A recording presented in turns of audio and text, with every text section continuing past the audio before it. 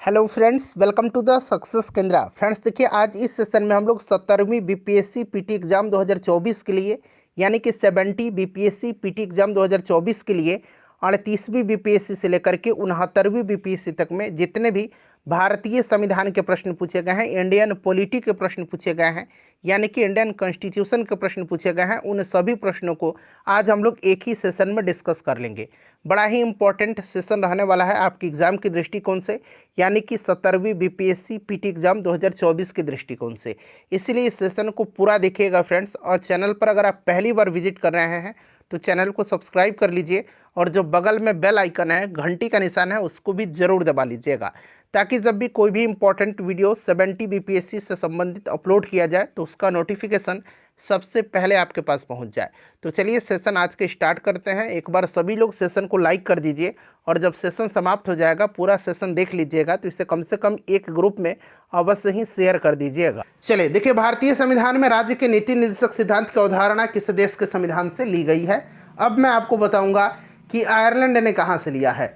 Ireland ने Spain से लिया है, ठीक है ना। तो यहाँ पर देखिए, हमने तो आयरलैंड से लिया है। नीति निर्देशक संविधान के भाग 4 में है, ठीक है ना, 36 से लेकर के 51 तक में। क्लियर ना, याद रखिएगा। देखिए, सिक्किम भारतीय संघ का पूर्ण राज्य कब बना था, बताएंगे भाई। सभी लोग आंसर कमेंट करिए। सिक्किम भारतीय संघ का पूर्ण राज्य बना था। देखिए, सिक्किम भारतीय संघ का पूर्ण राज्य कब बना था, तो फ्रेंड्स यह पूर्ण राज्य बन गया था, 22वां राज्य बना था। 36वां संविधान संशोधन 1975 के द्वारा इसे भारत में शामिल किया गया था। चलिए, उसके बाद देखिएगा कि भारतीय संविधान के 42वां संशोधन के संबंध में निम्नलिखित कथनों पर विचार करें, और नीचे देखिएगा उपरोक्त में से कौन सा कथन गलत पूछा गया है। सही नहीं पूछ रहा है, पूछ रहा है कि कौन सा कथन गलत है। 4 स्टेटमेंट दिया गया है। चलिए पढ़िएगा। इसने प्रस्तावना में 3 शब्द जोड़े थे, समाजवाद, धर्मनिरपेक्ष, अखंडता। बिल्कुल करेक्ट है। इसको मिनी कॉन्स्टिट्यूशन भी कहा जाता है 42वां संविधान संशोधन को, क्योंकि संविधान में व्यापक संशोधन इसके तहत किया गया था। तो ये वाला तो सही हो गया।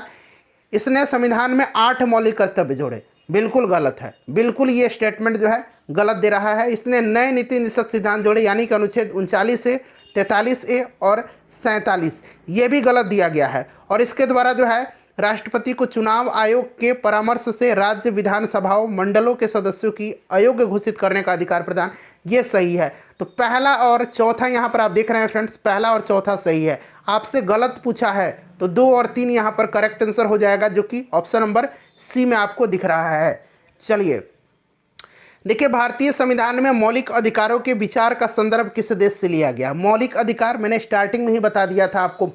मूल अधिकार यूएसए से, संयुक्त राज्य अमेरिका से, ठीक है ना। भाग 3 में है, अनुच्छेद 12 से लेकर के 35 तक में अमेरिका के संविधान से लिया गया है। 6 प्रकार के मूल अधिकार हैं। भारतीय संविधान के किस अनुच्छेद द्वारा अस्पृश्यता को समाप्त किया गया है, यानी कि छुआछूत को। तो अस्पृश्यता का निवारण जो है ये आर्टिकल 17 में है, आपको भी पता होगा। इंपॉर्टेंट है ये क्वेश्चन, ध्यान रखिएगा आप लोग। देखिए, उच्च न्यायालय में न्यायाधीशों की संख्या निर्धारित करने का अधिकार निम्नलिखित में से किसके पास है। उच्च न्यायालय, प्रश्न को ध्यान से पढ़ना है। उच्चतम न्यायालय नहीं है, सुप्रीम कोर्ट नहीं है, ये हाई कोर्ट पूछ रहा है। तो हाई कोर्ट के न्यायाधीशों की संख्या निर्धारित करने का अधिकार जो है ये किसके पास है, बताइए राइट आंसर क्या हो जाएगा। तो आर्टिकल 216 के तहत ये राष्ट्रपति के पास है, ठीक है ना। अनुच्छेद 216 याद रखिएगा आप। और उच्चतम न्यायालय पूछता तो ये संसद के पास होता है, सुप्रीम कोर्ट के न्यायाधीश की संख्या जो है निर्धारित करने का। देखिए, 5वीं अनुसूची किस विशिष्ट समूह के लोगों के शासन और हितों की सुरक्षा से संबंधित है। 5वीं और 6ठी अनुसूची भी बड़ा महत्वपूर्ण है फ्रेंड्स। 6ठी अनुसूची में क्या है, तो असम, मेघालय, त्रिपुरा और मिजोरम, इन 4 राज्यों का नाम याद रखना है। असम, मेघालय, त्रिपुरा और मिजोरम के जनजातीय क्षेत्रों के प्रशासन का उल्लेख है 6ठी अनुसूची में। और प्रश्न में आपसे 5वीं पूछ रहा है, तो 5वीं अनुसूची में इन 4 राज्यों को छोड़ दीजिए, तो वहाँ के अनुसूचित क्षेत्रों और अनुसूचित जनजाति के प्रशासन का उल्लेख है। तो यहाँ पर अनुसूचित जनजाति करेक्ट आंसर हो जाएगा। चलिए नेक्स्ट क्वेश्चन करेंगे कि भारतीय सर्वोच्च न्यायालय ने किस मुकदमे में सर्वप्रथम संविधान के मूल ढांचे का सिद्धांत दिया था। मूल ढांचे का सिद्धांत, तो फ्रेंड्स ये जो मूल ढांचा का सिद्धांत था यह आपको 1973 केशवानंद भारती बनाम केरल राज्य आपको भी याद होगा। चलिए अगला प्रश्न करेंगे। मिलान करना है, एक तरफ राजनीतिक दल दिया गया है, दूसरी तरफ उनकी स्थापना किस वर्ष हुई थी, यह आपसे पूछा जा रहा है। तो देखिए फ्रेंड्स, भारतीय कम्युनिस्ट पार्टी की स्थापना, और यहाँ पर देखिए मार्क्सवादी लिखा गया है, एक और भारतीय कम्युनिस्ट पार्टी है। तो भारतीय कम्युनिस्ट पार्टी मार्क्सवादी की स्थापना जो ये 1964 में हुई थी। भारतीय कम्युनिस्ट पार्टी की स्थापना जो है ये कब हुई थी, तो 1925 में हुई थी। बहुजन समाज पार्टी की स्थापना 1984 में हुई थी, और ऑल इंडिया तृणमूल कांग्रेस की स्थापना 1998 में हुई थी। तो ये आप लोग मिला लीजिएगा, आप ऑप्शन ए राइट आंसर इसका हो जाएगा कूट के हिसाब से। चलिए उसके बाद नेक्स्ट क्वेश्चन है हमारा कि किस और किन अनुच्छेद या अनुच्छेदों के अंतर्गत सदन में के किसी अध्यक्ष जो है सदन के किसी भी सदस्य को उसकी मातृभाषा में बोलने की इजाज़त दे सकता है। यह कौन सा आर्टिकल है, तो फ्रेंड्स यह जो आर्टिकल है यह अनुच्छेद 120(1) है। इसी के तहत जो है सदन का अध्यक्ष सदन के किसी भी सदस्य को उसकी मातृभाषा में बोलने की इजाज़त देता है। चलिए किस या किन अनुच्छेद या अनुच्छेदों के अंतर्गत, सेम क्वेश्चन है, ये रिपीट हो गया है, ठीक है ना। जब ये अरेंज किया गया है तो एक ही प्रश्न 2 बार आ गया है, यहाँ टिक लगा लीजिए, प्रश्न को एक बार पढ़ भी लीजिए आप लोग। चलिए फ्रेंड्स नेक्स्ट क्वेश्चन करेंगे कि किसी वित्तीय आपातकाल की स्थिति में अनुच्छेद 360, अनुच्छेद 360 में क्या है, 3 प्रकार के आपात उपबंध है, ठीक है ना। 3 प्रकार के आपातकाल हैं, 352, 356 और 360। 352 में क्या है, 352 में राष्ट्रीय आपातकाल है, 356 में क्या है, राज्यों में राष्ट्रपति शासन है, और 360 में वित्तीय आपातकाल है। वहीं कह रहा है कि वित्तीय आपातकाल की स्थिति में अनुच्छेद 360 को लागू करने के परिणाम निम्नलिखित में से कौन सा है। तो पहला है, इसको पढ़ लीजिए, मैं बता देता हूँ। उसके बाद यहाँ पर देखिए तीसरा है, पढ़ लीजिए इसको भी, और यहाँ पर देख लीजिएगा चौथा है, इसको भी पढ़ लीजिए, ठीक है ना। चलिए पहला, तीसरा और चौथा राइट आंसर हो जाएगा। तो यहाँ पर देखिए ऑप्शन ए में दिया गया है। चलिए संवैधानिक प्रावधान के यहाँ पर देखिए संवैधानिक प्रावधान के संशोधन का प्रावधान किस में दिया गया है, थोड़ा सा और मैं जूम कर देता हूँ ताकि प्रश्न आपको स्पष्ट रूप से दिखाई दे। चलिए संवैधानिक प्रावधान के संशोधन का प्रावधान किस में दिया गया है, तो फ्रेंड्स आपको याद होगा कि संविधान का भाग 20 में अनुच्छेद 368, अनुच्छेद 368, इसमें 3 प्रकार के संशोधन प्रदान किए गए हैं। कौन कौन से संशोधन, तीनों प्रकार के संशोधन का मैं नाम बता रहा हूँ। साधारण बहुमत के द्वारा, संसद के विशेष बहुमत से, और तीसरा संसद के विशेष बहुमत के साथ साथ कम से कम आधे राज्यों के विधानमंडलों के अनुमोदन से। तो ये 3 प्रकार के जो है संशोधन है। संशोधन जो है संविधान में ये दक्षिण अफ्रीका के संविधान से लिया गया है, साथ साथ आप इसे भी ध्यान रखिएगा। देखिए स्वतंत्रता, समानता और भ्रातृत्व, ठीक है ना, इसकी प्रेरणा कहाँ से ली गई है, तो देखिए स्वतंत्रता, समानता और बंधुत्व कहिए या भ्रातृत्व कहिए, इसका जो है प्रेरणा कहाँ से लिया गया है, तो ये फ्रांस की क्रांति की देन है। फ्रेंच रिवॉल्यूशन जो है, फ्रेंच की क्रांति, ये 1789 में हुई थी फ्रांस की क्रांति। इसे भी आप जरूर फ्रेंड्स ध्यान रखिएगा, ठीक है ना। चलिए अगला प्रश्न कर लेंगे, नेक्स्ट क्वेश्चन है, और यहाँ पर प्रत्येक प्रश्न के नीचे आप देख भी सकते हैं, ये प्रश्न बीपीएससी में ही पूछा गया प्रश्न है। भारत का संविधान किसके द्वारा ग्रहण किया गया है, भारत का संविधान जो है यह किसके द्वारा ग्रहण किया गया है, तो फ्रेंड्स भारतीय संविधान जो है यह संविधान सभा के द्वारा ग्रहण किया गया है। संविधान सभा की जो है पहली बैठक कब हुई थी, 9 दिसंबर 1946 को हुई थी। डॉक्टर सच्चिदानंद सिन्हा इस सभा के अस्थायी अध्यक्ष नियुक्त किए गए थे, और फिर 2 दिन बाद 11 दिसंबर 1946 को बैठक हुई, जहां पर डॉक्टर राजेंद्र प्रसाद को संविधान सभा का अस्थायी अध्यक्ष चुना गया, ठीक है ना। चलिए तो यहाँ पर देखिए संविधान सभा हो जाएगा। नेक्स्ट क्वेश्चन है हमारा कि संविधान, भारत के संविधान की प्रस्तावना में निम्नलिखित में से किस एक को पहले मुख्य रूप से सम्मिलित नहीं किया गया था, बताएंगे इसका राइट आंसर क्या हो जाएगा।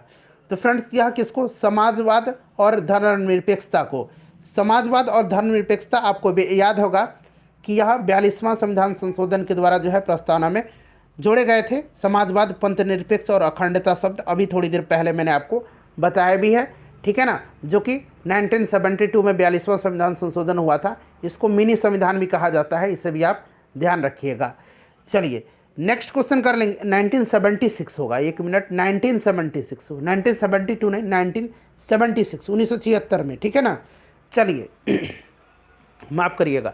देखिए निम्नलिखित में से कौन सा भारतवर्ष को एक धर्मनिरपेक्ष राज्य के रूप में वर्णित करता है, धर्मनिरपेक्ष के रूप में वर्णित करता है, बताएंगे।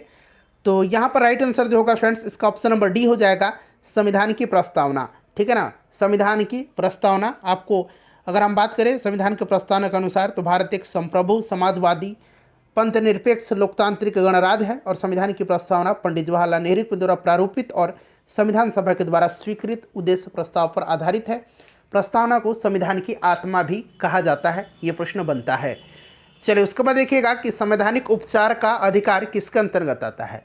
संवैधानिक उपचार का अधिकार जो है यह किसके अंतर्गत आता है, तो देखिए संवैधानिक उपचार का जो अधिकार है यह मौलिक अधिकार के अंतर्गत आता है, ठीक है ना, मौलिक अधिकार के अंतर्गत आता है। 32 जो है आपको याद होगा संवैधानिक उपचारों का अधिकार है, भाग 3 में मौलिक अधिकार के अंतर्गत आता है, साथ साथ ये कानूनी अधिकार भी आता है और संवैधानिक अधिकार के भी अंतर्गत आता है। तो इसीलिए एक से अधिक राइट आंसर हो जाएगा इसका। क्लियर ना। वैसे आप मौलिक अधिकार पर टिक लगा दीजिएगा, लेकिन बीपीएससी कहता है कि यह कानूनी अधिकार और संवैधानिक अधिकार के अंतर्गत भी आता है। देखिए भारत के संविधान का कौन सा अनुच्छेद देवनागरी लिपि में हिंदी को संघ के सरकारी भाषा के रूप में मान्यता देता है। संविधान के अनुच्छेद कौन सा है जो संघ की राजभाषा से संबंधित है, बताइए। तो फ्रेंड्स यह जो है अनुच्छेद 343 है, अनुच्छेद 343, और इसका अनुसार संघ की राजभाषा हिंदी और लिपि देवनागरी होगी, ठीक है ना, ध्यान रखिएगा। भाग 17 में है अनुच्छेद 343, राजभाषा से संबंधित है भाग 17।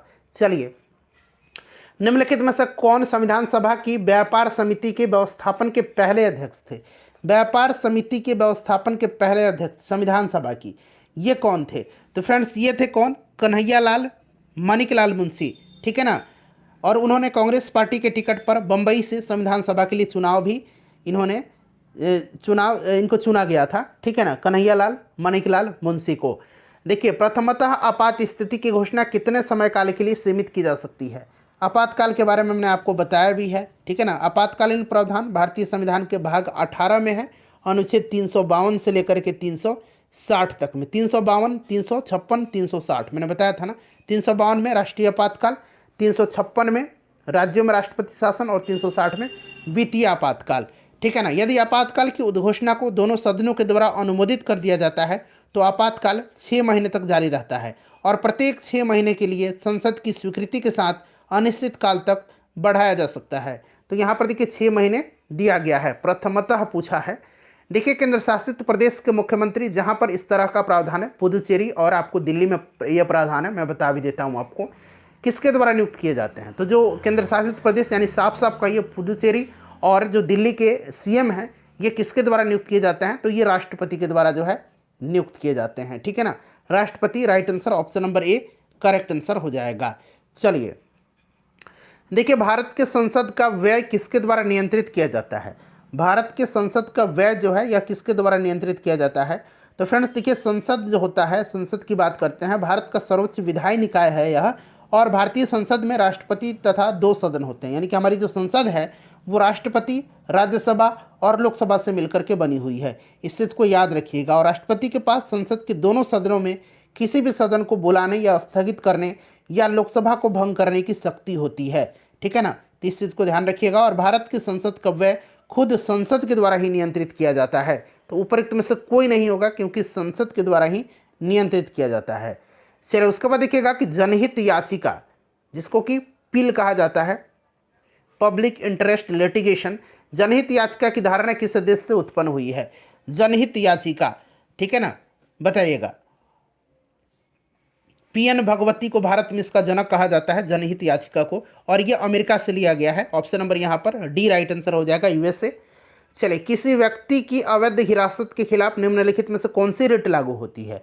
अवैध हिरासत के खिलाफ कौन सी रिट लागू होती है, तो फ्रेंड्स यह आपका बंदी प्रत्यक्षीकरण है। अनुच्छेद 32 के तहत आपको याद होगा कि सुप्रीम कोर्ट जो है 5 तरह का रिट जारी करता है, क्लियर ना, याद रखिएगा। और यह आपका बंदी प्रत्यक्षीकरण याचिका है, इसी में जो है सर्वोच्च न्यायालय के पास संविधान के अनुच्छेद 32 के तहत रिट जारी करने का अधिकार होता है, और यह उस व्यक्ति के संबंध में न्यायालय के द्वारा जारी आदेश होता है जिसे दूसरे द्वारा हिरासत में रखा गया है, ठीक है ना, या किसी व्यक्ति की जबरन हिरासत में रखने के विरुद्ध होता है। Option number A right answer हो जाएगा। चलिए उसके बाद देखिएगा कि भारतवर्ष की रक्षा बल की सुप्रीम कमांडर कौन होते हैं। सिंपल सा क्वेश्चन है, यहाँ पर हम समय नष्ट नहीं करेंगे। राष्ट्रपति सुप्रीम कमांडर होते हैं, भारत के राष्ट्रपति तीनों सेनाओं के सर्वोच्च कमांडर हैं। चलिए उसके बाद देखिएगा कि भारतीय संविधान की प्रस्तावना में समाजवादी शब्द किस संशोधन के तहत जोड़ा गया। तो अभी मैंने बता भी दिया था, 42वां संविधान संशोधन 1976 के द्वारा समाजवादी, पंथनिरपेक्ष और अखंडता 3 नए शब्द जोड़ा गया था। एक नया राज्य बनाने में संवैधानिक संशोधन के लिए कैसा बहुमत चाहिए।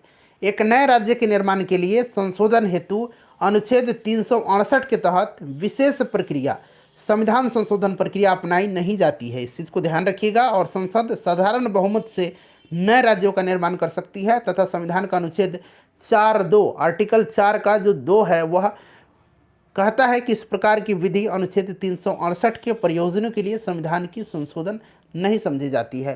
तो इस तरह से यहाँ पर देखिए साधारण के लिए मतलब कुल मिलाकर के बात कहें साफ साफ एक शब्द में, तो संसद साधारण बहुमत से नए राज्यों का निर्माण कर सकती है। चलिए, उन मौलिक अधिकारों का चयन करें जो भारतीय नागरिकों को प्राप्त है परंतु गैर नागरिकों को नहीं है। यह प्रश्न बड़ा ही महत्वपूर्ण होता है। भारतीय संविधान के भाग 3 में वर्णित जो मौलिक अधिकार है, अनुच्छेद 19 जो कहता है भाषण और अभिव्यक्ति की स्वतंत्रता, अनुच्छेद 29 ध्यान रखिएगा, अनुच्छेद 29 में क्या है, तो इसमें अल्पसंख्यक वर्गों के हितों के संरक्षण है। ये मात्र दोनों जो है भारतीय नागरिकों को प्राप्त हैं। और बाकी यहाँ पर देखेंगे गैर नागरिकों को अनुच्छेद 14, ठीक है ना, कानून के समक्ष समता का अधिकार, अनुच्छेद 14। उसके बाद बात करें तो अनुच्छेद 21 जीवन की स्वतंत्रता से संबंधित है। यह भारतीय नागरिकों के साथ साथ विदेशियों को भी प्राप्त हैं। तो यहाँ पर ऑप्शन 1 हो जाएगा, भाषण एवं अभिव्यक्ति की स्वतंत्रता। और अभी मैंने एक बताया था, और क्या बताया था मैंने, और एक बताया था आपको भाषण और अभिव्यक्ति की स्वतंत्रता, और एक बताया था अल्पसंख्यक वर्गों के हितों का। तो यहाँ पर देखिएगा अल्पसंख्यक वर्गों के हितों का, तो 1 और 3 यहाँ पर ये वाला ऑप्शन ए राइट आंसर हो जाएगा, 1 और 3, ठीक है ना। चलिए उसके बाद देखिएगा नेक्स्ट क्वेश्चन है कि उच्चतम न्यायालय की व्यवस्था अनुसार निजी भवनों के ऊपर राष्ट्रीय झंडे को फहराना किस अनुच्छेद के तहत हर नागरिक का मौलिक अधिकार है। चलिए बताइएगा। तो देखिए निजी भवनों के ऊपर राष्ट्रीय झंडे को फहराना संविधान का अनुच्छेद जो 19(1)(a है, ठीक है ना, 19(1)(a, इसके तहत यह एक प्रकार का मौलिक अधिकार है, ठीक है ना। ऑप्शन बी राइट आंसर हो जाएगा। भारतीय संविधान में संशोधन करके शिक्षा का अधिकार कब जोड़ा गया था। तो देखिए जो 86वां संविधान संशोधन हुआ था 2002 में, ठीक है ना, 86वां संविधान संशोधन 2002 के द्वारा संविधान के भाग 3 में मौलिक अधिकार है, उसमें एक नया अनुच्छेद जोड़ा गया 21 क या 21(a) कहिए, जो अंग्रेजी वाले हैं इसको 21(a) बोलेंगे, 21(a) जोड़ा गया। और इसका अनुसार 6 से 14 वर्ष, इसका अनुसार राज्य 6 से 14 वर्ष की आयु के सभी बालकों को निःशुल्क और अनिवार्य शिक्षा की व्यवस्था करेगा। और इस अनुक्रम में शिक्षा अधिकार अधिनियम 2009 संसद के द्वारा पारित भी किया गया, जो कि 1 अप्रैल 2010 से लागू हुआ था, ठीक है ना। तो यहाँ पर देखिए 1 अप्रैल 2010 यहाँ पर दिया गया, शिक्षा का अधिकार जोड़ा गया था। निम्नलिखित में से किसे भारतीय संविधान की आत्मा कहा जाता है। तो अभी मैंने बताया था आपको, भारतीय संविधान की आत्मा जो है, यह संविधान की प्रस्तावना को संविधान की आत्मा कहा जाता है। चलिए उसके बाद देखिएगा कि मौलिक अधिकारों की सूची में से संपत्ति का अधिकार यानी कि राइट ऑफ प्रॉपर्टी जो है किसके शासनकाल में निकाल दिया गया था। तो ये निकाला गया था, दरअसल आपको मैं बता दूं 44वां जो संविधान संशोधन हुआ था 1978 में, इसी के तहत इसको निकाल दिया गया था मौलिक अधिकार से, ठीक है ना। मौलिक अधिकार की सूची से इसको हटा दिया गया था, ध्यान रखिएगा। और इसको कानूनी अधिकार के अंतर्गत मतलब अनुच्छेद 300 क में इसको रखा गया था।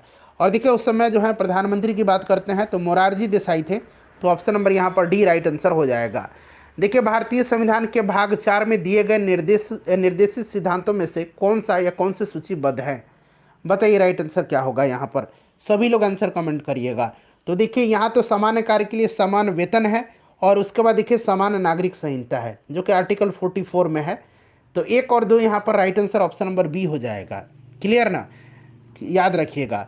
चलिए जबकि यहाँ पर छोटे परिवार का मानदंड जो है, छोटे परिवार का मानदंड ये आपका उल्लेखित नहीं है, इस चीज़ को आप ध्यान रखिएगा। चलिए देखिए भारत के संविधान में मौलिक कर्तव्य किस संविधान संशोधन के तहत जोड़ा गया। मौलिक कर्तव्य यानी कि फंडामेंटल ड्यूटीज की बात की जा रही है, ठीक है ना। चलिए राइट आंसर क्या होगा। तो फ्रेंड्स ये आपका 42वां संविधान संशोधन था। और देखिए फ्रेंड्स 42वें संविधान संशोधन के तहत संविधान में जो भाग 4 क है या 4 ए कहिए, इसके तहत 51 ए में जो है अनुच्छेद जो है उसमें मौलिक कर्तव्य को रखा गया सरदार स्वर्ण सिंह समिति की अनुशंसा पर। ठीक है ना, याद रखिएगा। चलिए 11 मौलिक कर्तव्य हैं वर्तमान में। देखिए मिलान करना है, एक तरफ संविधान के पद हैं, दूसरी तरफ देश जिनसे लिया गया है। आइए मिलाते हैं। राज्य के नीति निर्देशकत्व आपको भी पता है कहाँ से लिया गया है, तो फ्रेंड्स यह आपका लिया गया है कहाँ से, तो आयरलैंड से लिया गया है। मौलिक अधिकार अमेरिका से लिया गया। संघ राज्यों के बीच संबंध की समवर्ती सूची, तो फ्रेंड्स ये आपका ऑस्ट्रेलिया से लिया गया है। और राज्यों का संघ जिसमें केंद्र को अधिक शक्ति प्रदान की गई है, तो संघात्मक कनाडा से लिया गया है। तो ये अब आप लोग मिला लीजिएगा, 3 4 1 और 2, 3 4 1 2 ऑप्शन डी में दिख रहा है। चलिए भारत का राष्ट्रपति कितनी बार पुनः चुनाव के लिए पात्र होता है, बताएंगे। सभी लोग आंसर कमेंट करिएगा। तो फ्रेंड्स आपको पता है ना कि कितनी भी बार चुना जा सकता है, इसके लिए कोई बाध्यता नहीं है, ठीक है ना। तो यहाँ पर option number D correct answer हो जाएगा। भारत के राष्ट्रपति कितनी भी बार पुनः चुनाव के लिए पात्र होता है। चलिए उसके बाद देखिएगा कि भारत के राष्ट्रपति अपने शक्तियों का प्रयोग करते हैं। तो फ्रेंड्स अपने शक्तियों का प्रयोग जो है अनुच्छेद 52 आपने सुना होगा, इसके तहत अनुच्छेद 52 होगा। इसके तहत जो है कहा गया है कि भारत का एक राष्ट्रपति होगा और संघ की कार्यपालिका शक्ति जो है इसी में निहित होगी, और वह इसका प्रयोग खुद इस संविधान के अनुसार या फिर अपने अधीनस्थ अधिकारियों के माध्यम से यह करेगा, आर्टिकल 53(1) के अंतर्गत। तो अपने सीधे अथवा अपने अधीनस्थ अधिकारियों के माध्यम से। देखिए भारत के राष्ट्रपति के संदर्भ में निम्नलिखित कथनों पर विचार करिए और यहाँ से सही कथन आपको चुनना है। देखिए भारत के संविधान का अनुच्छेद 53 में उल्लेख है कि संघ की कार्यपालिका शक्ति राष्ट्रपति में निहित होगी। बिल्कुल जो है यहाँ पर ये करेक्ट दिया गया है। राष्ट्रपति अपने पद पर आसीन होने के बाद 5 वर्ष के लिए पद ग्रहण करते हैं, ये भी सही है। भारत के संविधान के अनुच्छेद 60 में राष्ट्रपति पर महाभियोग की प्रक्रिया के बारे में उल्लेख है, ये गलत दिया गया। महाभियोग आर्टिकल 61 में है, तो ये दोनों सही है, ये वाला गलत है। पूछा गया कौन सा सही है, तो 1 और 2 राइट आंसर हो जाएगा। चलिए उसके बाद देखिएगा कि यदि राष्ट्रपति एवं उपराष्ट्रपति का पद खाली हो तो भारत के राष्ट्रपति के पद पर कौन होता है। तो देखिए राष्ट्रपति और उपराष्ट्रपति का अगर पद खाली है ना, तो उस कंडीशन में भारत का जो मुख्य न्यायाधीश होगा वो हो सकता है, ठीक है ना। भारत के जो मुख्य न्यायाधीश है, तो यहाँ पर ऑप्शन नंबर यहाँ पर भारत का मुख्य न्यायाधीश हो जाएगा ऑप्शन नंबर बी। चलिए देखिए एक विधेयक जो संसद में प्रस्तुत किया जाता है, कौन सी क्रिया के बाद अधिनियम बन जाता है। तो अधिनियम कब बनेगा कोई विधेयक, जब देखिए लोकसभा से पारित हुआ, दोनों सदन से मतलब पारित हो गया, राष्ट्रपति के पास आया, राष्ट्रपति अपना मंजूरी दे दिया, तो जैसे ही राष्ट्रपति को मंजूरी मिलता है, सहमति मिलता है, यह अधिनियम बन जाता है। तो ऑप्शन नंबर यहाँ पर बी राइट आंसर हो जाएगा। चलिए उसके बाद नेक्स्ट क्वेश्चन कर लेंगे कि राष्ट्रीय सुरक्षा समिति का प्रधान कौन होता है। राष्ट्रीय सुरक्षा समिति का प्रधान कौन होता है, तो ये प्रधानमंत्री होते हैं राष्ट्रीय सुरक्षा समिति के प्रमुख। चलिए उसके बाद देखिएगा कि भारत सरकार का कौन सा अधिकारी सदस्य न होते हुए भी भारतीय संसद की कार्यवाही में भाग लेने का अधिकार रखता है। तो मतलब भारत की संसद की कार्यवाही में यह भाग ले सकता है, परंतु बोल भी सकता है ना, परंतु मत देने का इसको अधिकार नहीं होता है। यह आपका अटॉर्नी जनरल है, यानी कि भारत का महान न्यायवादी। आर्टिकल 76 आपने पढ़ा होगा, इसी के तहत जो है महान न्यायवादी जो है इसकी नियुक्ति राष्ट्रपति करते हैं और संसद का सदस्य नहीं होता है, फिर भी यह सदन में जो है किसी भी सदन में संयुक्त बैठक में भी यहाँ तक यह बोल सकता है, भाग ले सकता है, परंतु मत देने का अधिकार इसको नहीं है। चलिए नेक्स्ट क्वेश्चन करेंगे फ्रेंड्स। अगला प्रश्न, 1 मिनट रुक जाइए।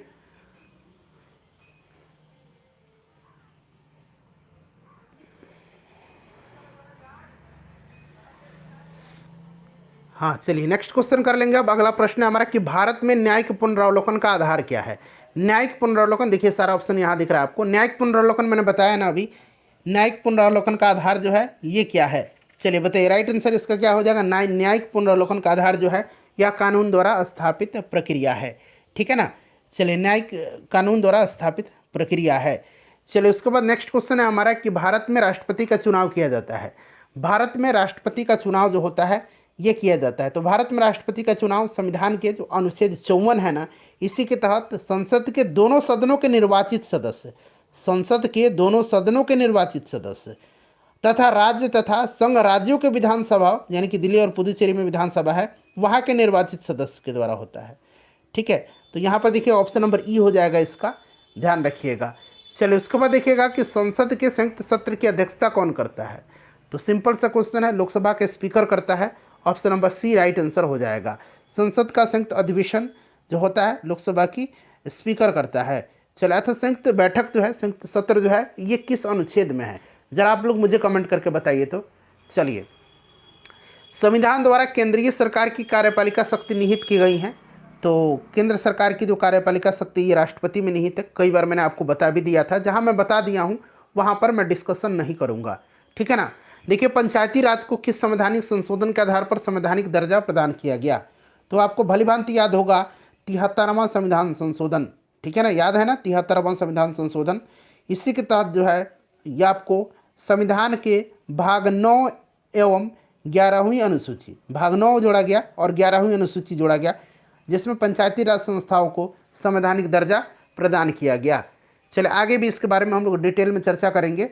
24 अप्रैल 1993 से यह प्रभावी हुआ था और इसीलिए 24 अप्रैल को यह पंचायती राज दिवस के रूप में मनाया जाता है प्रत्येक वर्ष। चलिए, भारत में महिलाओं के लिए किस राजनीतिक संस्था में स्थान आरक्षित है, बताएंगे। स्थान आरक्षित जो है यह किस संस्था में है, तो आपको भी पता है भली भांति कि यह आपको पंचायती राज में है और 2006 में बिहार पहला राज्य बना था जो महिलाओं को 50% आरक्षण देने वाला पंचायती राज में राज्य बना था। इस चीज़ को आप ध्यान रखिएगा। चलिए, व्यवस्थापिका को रिक्त स्थान की पूर्ति के लिए होने वाले विशेष चुनाव को क्या कहते हैं। व्यवस्थापिका के रिक्त स्थान की जो पूर्ति होती है उसको क्या कहते हैं फ्रेंड्स, उसको कहा जाता है उपचुनाव, उसको उपचुनाव कहा जाता है, ठीक है ना, बाई इलेक्शन जिसको बोला जाता है, बाई इलेक्शन। तो option number B right answer हो जाएगा। वर्तमान में सर्वोच्च न्यायालय के न्यायाधीशों की संख्या कितनी है। वर्तमान की बात करते हैं तो 34 है सर्वोच्च न्यायालय में न्यायाधीशों की संख्या। इसमें स्ट्रक्चर क्या है, 33 अन्य न्यायाधीश होते हैं और एक मुख्य न्यायाधीश होते हैं। तो इस तरह से 34 होगा, तो उपरोक्त में से कोई नहीं इसका राइट आंसर होगा। चलिए, सामुदायिक विकास कार्यक्रम कब प्रारंभ हुआ था। कम्युनिटी डेवलपमेंट प्रोग्राम स्टार्ट हुआ था 2 अक्टूबर के दिन, गांधी जयंती के दिन 1952 में, 1952 में, और इसका उद्देश्य भारत के ग्रामीण समुदायों का समग्र विकास करना था। 2 अक्टूबर 1952 राइट आंसर हो जाएगा। देखिए फ्रेंड्स, पंचायत के चुनाव कराने हेतु निर्णय कौन लेता है। पंचायत चुनाव कराने का निर्णय है जो है यह किसका होता है, पंचायत चुनाव का, तो ये राज्य सरकार का होता है, ठीक है ना, राज्य सरकार का होता है। चलिए नेक्स्ट क्वेश्चन कर लेंगे हम कि एक एमपी की सीट को रिक्त घोषित किया जा सकता है यदि वह सदन से लगातार 60 दिन की अवधि के लिए अनुपस्थित होता है।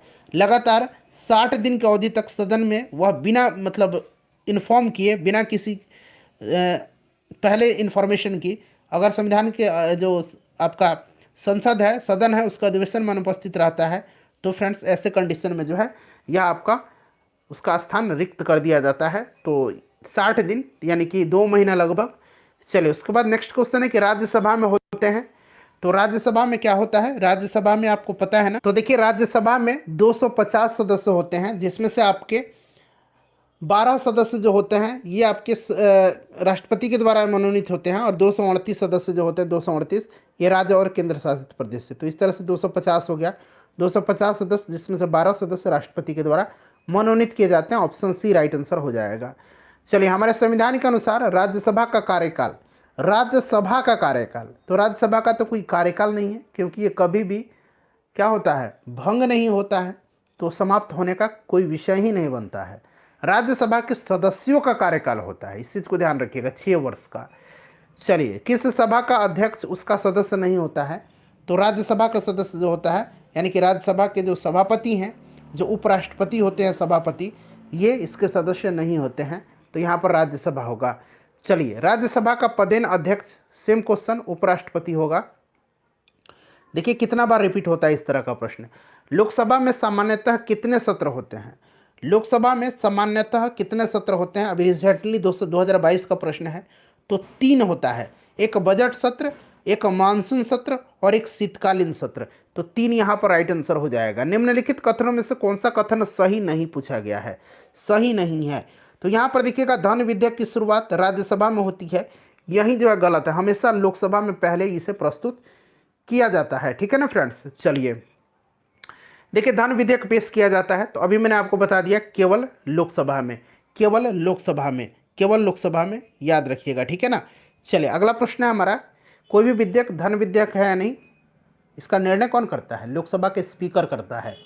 चलिए, लेखानुदान बना है, लेखानुदान जो है यह बना हुआ है, लेखानुदान बजट पारित लंबित होने के कारण निधि आवंटन हेतु बना है, ठीक है ना। तो ऑप्शन नंबर यहाँ पर सी राइट आंसर हो जाएगा। चलिए अगला प्रश्न करेंगे। अब देखिए अगला क्वेश्चन है कि लोक लेखा समिति अपनी रिपोर्ट प्रस्तुत करती है। तो देखिए लोक लेखा समिति जो होती है यह अपनी रिपोर्ट लोकसभा के अध्यक्ष को जो है सौंपती है। लोक लेखा समिति पब्लिक अकाउंट कमेटी संसद की एक समिति है यह, ठीक है ना। और इसमें 22 सदस्य होते हैं लोक लेखा समिति में। 15 सदस्य जो होते हैं ये लोकसभा से होते हैं और 7 सदस्य राज्यसभा से होते हैं।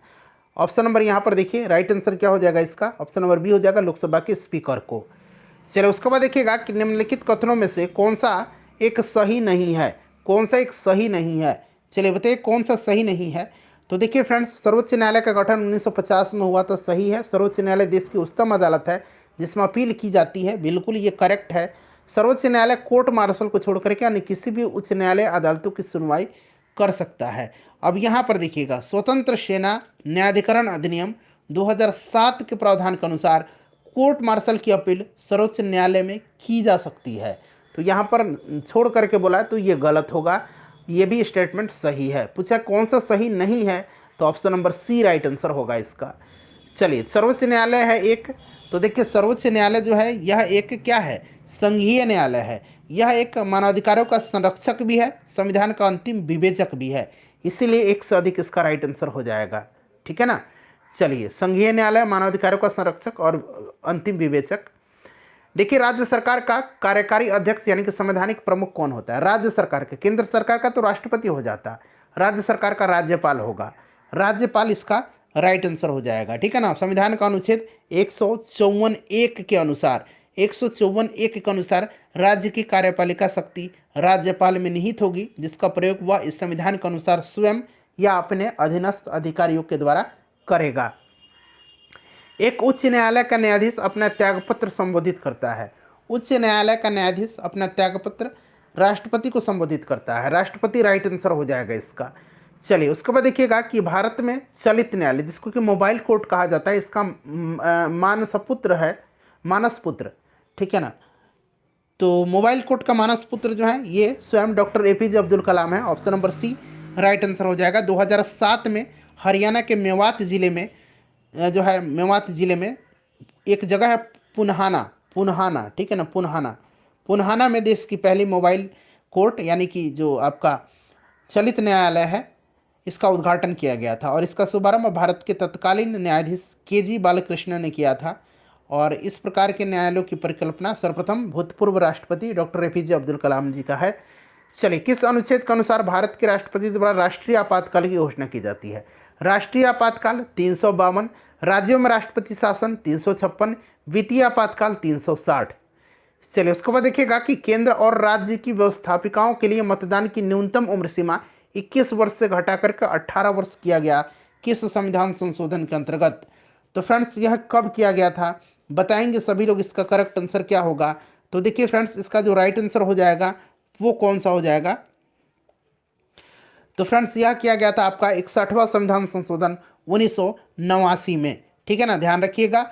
और फ्रेंड्स देखिए यह 1989 से ही प्रभावी हुआ था, इसे भी आप ध्यान रखिएगा। और 1989 में 9वीं लोकसभा हुई थी, उसमें इसका प्रयोग भी किया गया था। चलिए CDP और NES के पुनर्गठन के लिए 1957 में NDC द्वारा स्थापित समिति का नाम बताएं जिसने ग्रामीण स्थानीय सरकार की त्रिस्तरीय प्रणाली का सुझाव दिया था। त्रिस्तरीय प्रणाली का सुझाव किसने दिया था, तो ये भली भांति आपको भी पता है फ्रेंड्स, यह दिया था किसने। अब यहाँ पर देखिए CDP दिया हुआ है ना, तो इसका सामुदायिक विकास कार्यक्रम है, ठीक है। और एक है यहाँ पर NES का मतलब है राष्ट्रीय विस्तार योजना, ठीक है। और त्रिस्तरीय जो प्रणाली है ये बलवंत राय मेहता ने दिया था, option number A right answer हो जाएगा। देखिए निम्नलिखित विशेषताओं में से केंद्रीय शासन व्यवस्था के लिए कौन सी सही नहीं है, कौन सा सही नहीं है। तो यहाँ पर देखेंगे राइट आंसर इसका क्या हो जाएगा। तो यहाँ पर देखिएगा केंद्रीय शासन व्यवस्था में त्वरित निर्णय, लचीलापन और कानून की एकरूपता का परिचायक है, ठीक है ना। और यहाँ पर देखिए बड़े देशों के लिए आदर्श, बड़े देशों के लिए आदर्श नहीं, छोटे देशों के लिए आदर्श व्यवस्था होती है। तो ये वाला गलत है, कौन सा सही नहीं है, तो ऑप्शन नंबर यहाँ पर सी राइट आंसर हो जाएगा। चलिए उसके बाद देखिएगा कि विकेंद्रीकरण प्रणाली की सिफारिश किसने किया था। विकेंद्रीकरण प्रणाली की सिफारिश जो है किया था किसने, तो बलवंत राय मेहता ने 1957 में पंचायती राज पर अपनी सिफारिश इन्होंने प्रस्तुत किया था, और जिसमें 1957 में इन्होंने प्रजातांत्रिक विकेंद्रीकरण की सिफारिश किया, और इसके अनुसार त्रिस्तरीय पंचायती राज का इन्होंने गठन का जो है, जैसे जिला स्तर पर, ब्लॉक स्तर पर और ग्राम स्तर पर इन्होंने सिफारिश किया था। अशोक मेहता समिति ने निम्नलिखित में से सिफारिश किया था। अशोक मेहता समिति 1977 में गठित हुआ था, ठीक है ना, और 1978 में अपनी रिपोर्ट इन्होंने प्रस्तुत किया था ये समिति ने, और इन्होंने पंचायत जो है पंचायती राज उसके लिए त्रिस्तरीय प्रतिमान के स्थान पर द्विस्तरीय प्रतिमान की संस्तुति किया था, द्विस्तरीय, ठीक है ना। तो यहाँ पर आपका द्विस्तरीय option number B right answer हो जाएगा। देखिए अगला प्रश्न है कि भारत में ब्लॉक स्तर पर बनी पंचायत समिति केवल है, तो देखिए यहाँ पर यह आपका ब्लॉक स्तर पर बनी पंचायत समिति केवल है, तो फ्रेंड्स यह जो है केवल एक प्रकार की प्रशासनिक प्राधिकरण है, ठीक है ना, प्रशासनिक प्राधिकरण या प्रशासनिक प्राधिकारी कहिए। तो यहाँ पर देखिएगा आपका option number D right answer हो जाएगा। चलिए निम्न में से कौन संयुक्त राष्ट्र की सुरक्षा परिषद का अस्थायी सदस्य नहीं है। अस्थायी सदस्य मैंने आपको बताया था 5 अस्थायी सदस्य हैं, ठीक है ना, और 10 जो होते हैं अस्थायी सदस्य होते हैं। तो 5 अस्थायी सदस्य में कौन कौन से देश हैं, तो अमेरिका, ब्रिटेन, रूस, फ्रांस और चाइना है, इसमें जर्मनी नहीं है। चलिए उसके बाद देखिए किस देश की सरकारी रिपोर्ट को येलो बुक कहा जाता है, तो येलो बुक जो है यह किस देश की सरकारी रिपोर्ट है बताइए। तो देखिए फ्रेंड्स येलो बुक जो है ये आपका फ्रांस की सरकारी रिपोर्ट है, ठीक है ना। वाइट बुक जर्मनी की सरकारी रिपोर्ट है, ग्रीन बुक इटली की सरकारी रिपोर्ट है, तो इसे भी आप याद रखिएगा, ठीक है ना। वाइट पेपर जो है ब्रिटेन का है, भारत की सरकारी रिपोर्ट वाइट पेपर ब्रिटेन और भारत का है white paper, white book Germany का है, ठीक है ना, और ग्रीन बुक इटली का है। चलिए अगला प्रश्न हमारे कि भारत के प्रथम विधि विश्वविद्यालय की स्थापना अगस्त 1957 में कहाँ 87 में कहाँ हुई थी, तो 1987 में इसकी स्थापना बेंगलुरु में हुई थी, ठीक है ना। बेंगलुरु में भारत के प्रथम विधि विश्वविद्यालय national law school of India की स्थापना अगस्त 1987 में हुई थी। Option number C right answer हो जाएगा। देखिए भारतीय संविधान को संविधान सभा द्वारा अंगीकृत किया गया था, तो मैंने आपको स्टार्टिंग में ही बता दिया था 26 नवंबर 1949 को, और इसीलिए 26 नवंबर के दिन जो है यह आपका क्या मनाया जाता है भारत में, 26 नवंबर के दिन बताइए संविधान दिवस मनाया जाता है, ठीक है। चलिए अगला प्रश्न हमारा कि भारतीय संविधान दिवस मनाया जाता है, तो प्रश्न आ गया 26 नवंबर के दिन।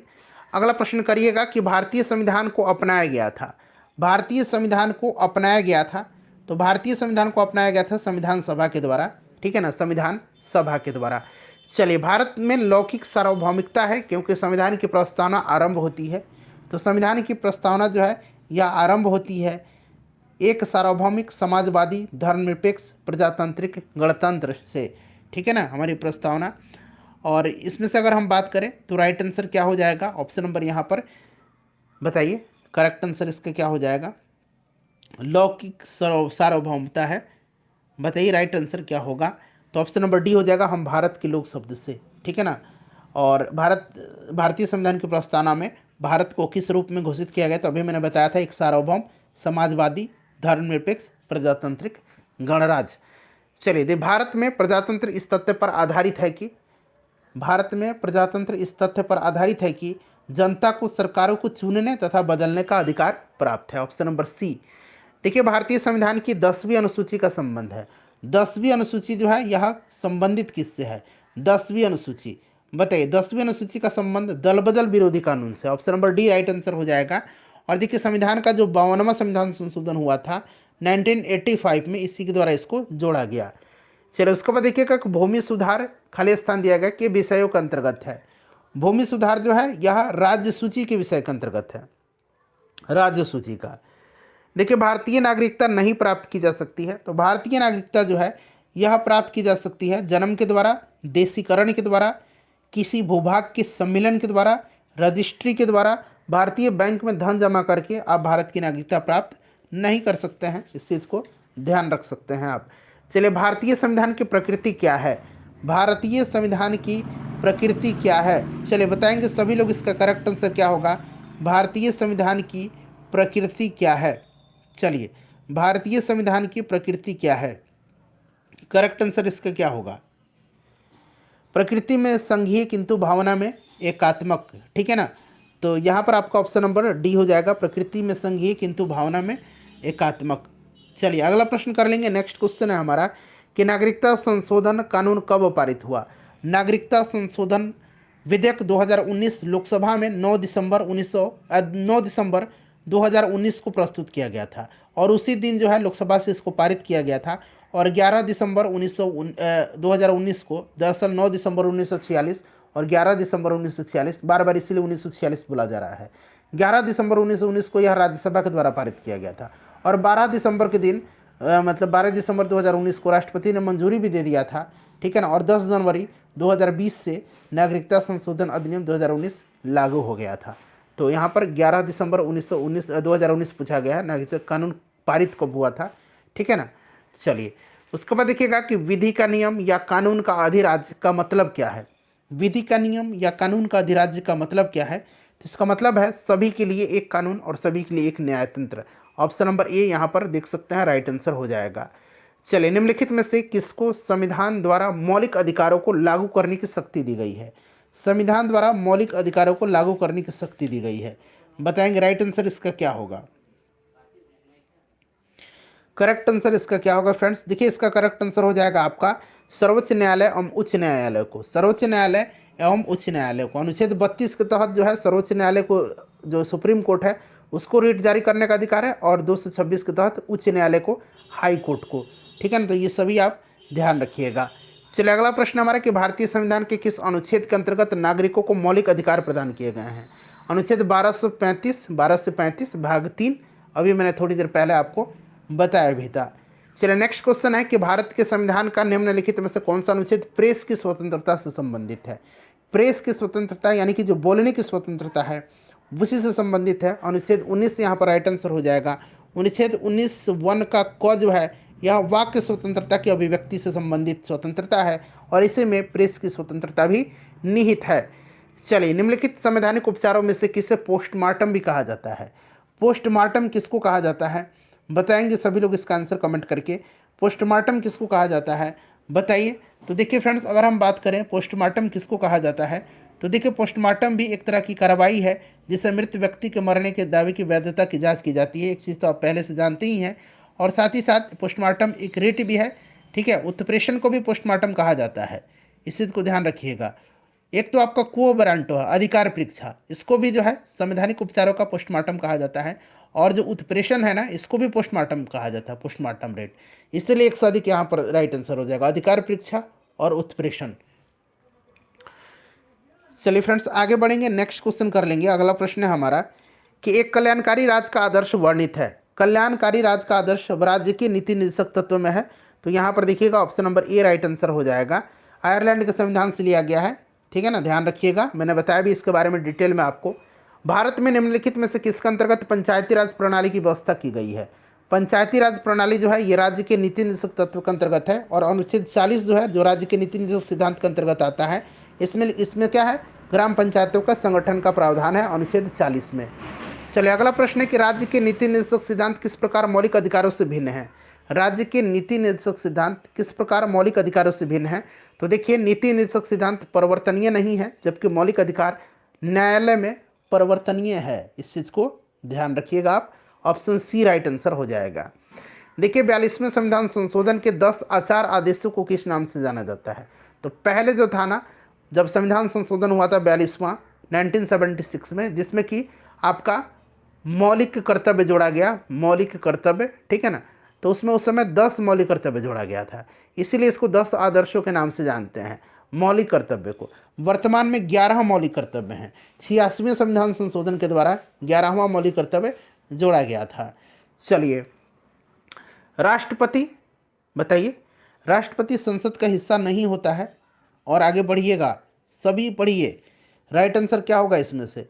संसद का हिस्सा होता है, मैंने बताया था ना, संसद जो बना है राष्ट्रपति, लोकसभा और राज्यसभा से मिलकर के बना है। चलिए अगर भारत के राष्ट्रपति के चुनाव में कोई विवाद है तो उस विवाद को सौंपा जाता है। उस विवाद का निपटारा कौन करता है, राष्ट्रपति के चुनाव से संबंधित विवाद जो है तो यह सुप्रीम कोर्ट करता है। कौन करता है, सुप्रीम कोर्ट करता है। तो यहाँ पर देखेंगे इसका राइट आंसर क्या हो जाएगा आपका। ऑप्शन नंबर यहाँ पर भारत के सर्वोच्च न्यायालय, ऑप्शन नंबर सी। चलिए भारत के राष्ट्रपति को उसको पद से हटाया जा सकता है तो महाभियोग की प्रक्रिया और महाभियोग की प्रक्रिया संसद में ही लाया जा सकता है। इस चीज़ को आप जानते भी हैं। तो राइट आंसर यहाँ पर क्या हो जाएगा, करेक्ट आंसर इसका हो जाएगा आपका संसद द्वारा, ठीक है ना, संसद के द्वारा महाभियोग की प्रक्रिया से। आर्टिकल 61 में महाभियोग है, इस चीज़ को ध्यान रखिएगा। चलिए उसके बाद अगला प्रश्न करेंगे फ्रेंड्स कि भारत का कार्यपालिका अध्यक्ष यानी कि एग्जीक्यूटिव हेड कौन है। तो भारत की कार्यपालिका शक्ति राष्ट्रपति में निहित होती है। चलिए उसके बाद देखिएगा कि केंद्र सरकार में उच्चतम नागरिक सेवा अधिकारी कौन है। केंद्र सरकार में उच्चतम नागरिक सेवा अधिकारी जो होता है ये आपका कौन होता है। तो फ्रेंड्स ये आपका मंत्रिमंडल सचिव होता है। मंत्रिमंडल सचिव राइट आंसर हो जाएगा। देखिए अगला प्रश्न कि भारतीय संविधान में केंद्रीय सरकार की अधिशासी शक्तियों को किसमें निहित किया गया है। किसमें निहित किया गया है। तो फ्रेंड्स ये भारत के राष्ट्रपति में निहित किया गया। Option number A right answer हो जाएगा। देखिए राष्ट्रपति राष्ट्रीय आपातकाल की घोषणा कर सकता है, राष्ट्रीय आपातकाल की घोषणा कर सकता है। तो अनुच्छेद 352 के अनुसार राष्ट्रीय आपातकाल की घोषणा राष्ट्रपति करता है और ऐसा वह किस आधार पर करता है। तो हथियारबंद विद्रोह के आधार पर, यानी कि सशस्त्र विद्रोह, बाह्य आक्रमण अथवा युद्ध के आधार पर। तो इस तरह से देखिए ऊपर वर्णित सभी कारणों के आधार पर कर सकता है। चलिए प्राय किसकी सलाह पर राज्य में राष्ट्रपति शासन लागू किया जाता है। किसकी सलाह पर राष्ट्रपति शासन राज्यों में लागू किया जाता है। तो फ्रेंड्स यह राज्यपाल की सलाह पर। आर्टिकल 356 मैंने बताया था राज्य में राष्ट्रपति शासन से संबंधित है। तो यह आपका राज्यपाल गवर्नर हो जाएगा। भारतीय संविधान भारत के राष्ट्रपति को अधिकार नहीं देता है। नहीं देता अधिकार, कौन सा अधिकार नहीं देता है। तो यह आपके राज्य के मुख्यमंत्री की नियुक्ति यह आपके राष्ट्रपति राज्यपाल के द्वारा राष्ट्रपति के अधिकार को नहीं देता, नहीं करता राष्ट्रपति, राज्यपाल का नियुक्ति करता है राष्ट्रपति, ठीक है ना। चलिए उसके बाद नेक्स्ट क्वेश्चन है हमारा कि भारत के राष्ट्रपति को यह अधिकार नहीं प्राप्त है कि वह क्षमादान करे। बिल्कुल है, सर्वोच्च न्यायालय के न्यायाधीश को हटाएं, ये नहीं। बाकी देखिए आपातकाल की घोषणा कर सकता है और अध्यादेश अनुच्छेद 123 के तहत अध्यादेश भी जारी यह करता है। सर्वोच्च न्यायालय के न्यायाधीश को नहीं हटा सकता है। Option number B right answer हो जाएगा, ठीक है ना। सर्वोच्च न्यायालय के न्यायाधीश को उसके पद से तब तक नहीं हटाया जाएगा जब तक साबित कदाचार या असमर्थता के आधार पर ऐसे हटाए जाने के लिए संसद के प्रत्येक सदन द्वारा अपनी कुल सदस्य संख्या के बहुमत द्वारा तथा उपस्थित और मत देने वाले सदस्यों का कम से कम 2/3 बहुमत द्वारा समर्पित समावेदन राष्ट्रपति के समक्ष उसी सत्र में रखे जाने पर राष्ट्रपति उससे हटाने का आदेश नहीं दिया है तब। चलिए उसके बाद देखिए कौन सा कथन असत्य है। इसमें से असत्य कथन बताना है। तो इसमें से देखिएगा उपराष्ट्रपति का चुनाव भारत का राष्ट्रपति करता है। नहीं, ऑप्शन सी राइट आंसर हो जाएगा, ये गलत दिया गया है, ठीक है ना। उपराष्ट्रपति का चुनाव संसद के दोनों सदनों के सदस्यों द्वारा अनुपातिक प्रतिनिधित्व पद्धति के अनुसार एकल संक्रमणीय मत प्रणाली के द्वारा होता है। भारत का प्रधानमंत्री मुख्य है। तो भारत का जो प्रधानमंत्री मुख्य होता है ये केंद्रीय सरकार का मुख्य है। देखिए नेक्स्ट क्वेश्चन है हमारा कि संघीय मंत्री परिषद के मंत्री उत्तरदायी होते हैं। संघीय मंत्री परिषद के जो मंत्री होते हैं यह लोकसभा के प्रति यानी कि संसद के प्रति उत्तरदायी होते हैं। एक मिनट रुकिए, केवल लोकसभा के प्रति भी यहाँ पर ऑप्शन में दिया गया है, इसीलिए केवल लोकसभा के प्रति उत्तरदायी होते हैं। चलिए भारतीय वैसे आपको याद रखना है लोकसभा के प्रति, ठीक है ना। चलिए भारतीय राजनीतिक व्यवस्था में कार्यपालिका किसके अधीन रह करके कार्य करती है। कार्यपालिका किसके अधीन रह करके। तो कार्यपालिका विधायिका के अधीन रह करके, विधायिका के अधीन रह करके कार्य करती है। इस चीज़ को आप ध्यान रखिएगा।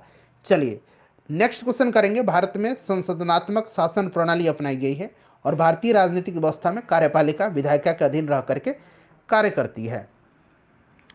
देखिए सरकार की संसदीय व्यवस्था के विषय में निम्नलिखित में से कौन सा कथन सही है। संसदीय व्यवस्था के विषय में, संसदीय व्यवस्था के विषय में कौन सा कथन सही है। तो देखिए शासन प्रणाली की सामान्यतः 2 पद्धति हैं, एक संसदीय और एक अध्यक्षीय। भारत में ग्रेट ब्रिटेन का अनुसरण करते हुए संसदीय प्रणाली व्यवस्था को अपनाया गया है और संसदीय शासन व्यवस्था में व्यवस्थापिका के सदस्य ही कार्यपालिका का गठन करते हैं और कार्यपालिका व्यवस्थापिका के प्रति उत्तरदायी होती है और संसदनात्मक शासन व्यवस्था में कार्यपालिका विधायिका द्वारा नियंत्रित होती है और राष्ट्रपति न्यायपालिका के प्रति जवाबदेह नहीं होता है। इसलिए यहाँ पर देखिए ऑप्शन नंबर ई करेक्ट आंसर इसका हो जाएगा। चलिए उसके बाद नेक्स्ट क्वेश्चन हमारे कि भारत का प्रधानमंत्री किसके प्रति जवाबदेह है। तो भारत का प्रधानमंत्री चूंकि यह मंत्री परिषद का ही हिस्सा है और मंत्री परिषद लोकसभा के प्रति उत्तरदायी होती है, तो लोकसभा राइट आंसर होगा। देखिए संविधान में मंत्रिमंडल शब्द का एक ही बार प्रयोग हुआ है और वह कहाँ पर हुआ है। संविधान में मंत्रिमंडल शब्द का प्रयोग केवल एक बार अनुच्छेद 352 के खंड 3 में किया गया है। 352 के खंड 3 में किया गया है। इस चीज़ को आप ध्यान रखिएगा, ठीक है। चलो उसके बाद देखिएगा कि भारत सरकार को कानूनी विषयों पर कौन परामर्श देता है। भारत सरकार को कानूनी विषयों पर कौन परामर्श देता है? तो फ्रेंड्स यह परामर्श देता है भारत का महान न्यायवादी यानी कि अटॉर्नी जनरल ऑफ इंडिया देता है। आर वेंकट रमनी वर्तमान में अटॉर्नी जनरल हैं। चलो उसके बाद देखिए भारत का महान न्यायवादी किसके द्वारा नियुक्त किया जाता है? तो आर्टिकल 76 के अनुसार 76 के अनुसार राष्ट्रपति के द्वारा। राष्ट्रपति के प्रसाद पर्यंत यह पद धारण करता है। इस चीज़ को ध्यान रखिएगा, राष्ट्रपति राइट आंसर हो जाएगा। नेक्स्ट क्वेश्चन है कि आज़ादी के बाद भाषा के आधार पर भारत के राज्यों का पुनर्गठन किस वर्ष हुआ था? भाषाई आधार पर गठित पहला राज्य आंध्र प्रदेश है, ठीक है ना फ्रेंड्स। इसका राइट आंसर क्या हो जाएगा आपका? ऑप्शन नंबर यहाँ पर देखिए 1956 में पारित किया गया था राज्य पुनर्गठन अधिनियम, और जिसमें भाषा के आधार पर राज्यों का पुनर्गठन का प्रावधान किया गया, ठीक है। तो आज़ादी के बाद भाषा के आधार पर भारत के राज्यों का पुनर्गठन किस वर्ष हुआ? 1956 में, ठीक है ना। तो ऑप्शन नंबर यहाँ पर सी राइट आंसर होगा। देखिए लोकसभा का सदस्य चुने जाने के लिए व्यक्ति को किस आयु से कम नहीं होना चाहिए? लोकसभा के लिए 25 वर्ष और राज्यसभा के लिए 30 वर्ष। उसी प्रकार से विधानसभा के लिए 25 और विधान परिषद के लिए 30। राष्ट्रपति बनने के लिए, राज्यपाल बनने के लिए, उपराष्ट्रपति बनने के लिए 35 वर्ष की आयु। देखिए संसद सदस्य बनने हेतु न्यूनतम उम्र, संसद सदस्य चाहे वो लोकसभा हो या राज्यसभा हो, तो 25 वर्ष हो जाएगा, ठीक है ना। किसी भी सदन का आप संसद का सदस्य बन गए ना। चलिए अगला प्रश्न है कि लोकसभा चुनाव का कोई प्रत्याशी अपनी जमानत खो देता है यदि उसे प्राप्त न हो। कोई भी व्यक्ति अपनी जमानत राशि खो देगा यदि उसे प्राप्त न हो। तो उसे अगर हम प्राप्त नहीं होता है अपने वैध मत का कितना 1/6 भाग, प्रत्याशी वैध मत का 1/6 भाग उसको प्राप्त नहीं होता है तो वह अपनी जमानत राशि खो देगा, ठीक है ना। तो यहाँ पर देखिए 1/6 नहीं दिया गया, तो उपरोक्त में से कोई नहीं। चलिए अगला प्रश्न है कि लोकसभा में राज्यवार सीटों का आवंटन सन 1971 की जनगणना पर आधारित है और यह निर्धारण किस वर्ष तक यथावत रहेगा? संविधान के 84वां 84th जो अमेंडमेंट हुआ था, संशोधन हुआ था 2002 के द्वारा, इसमें अनुच्छेद 81(3) के परंतुक में संशोधन करके 2000 के स्थान पर लोकसभा में राज्यवार सीटों के आवंटन का जो निर्धारण वर्ष है 2026 तक संशोधित किया गया है। 2026 यहाँ पर राइट आंसर यहाँ पर हो जाएगा।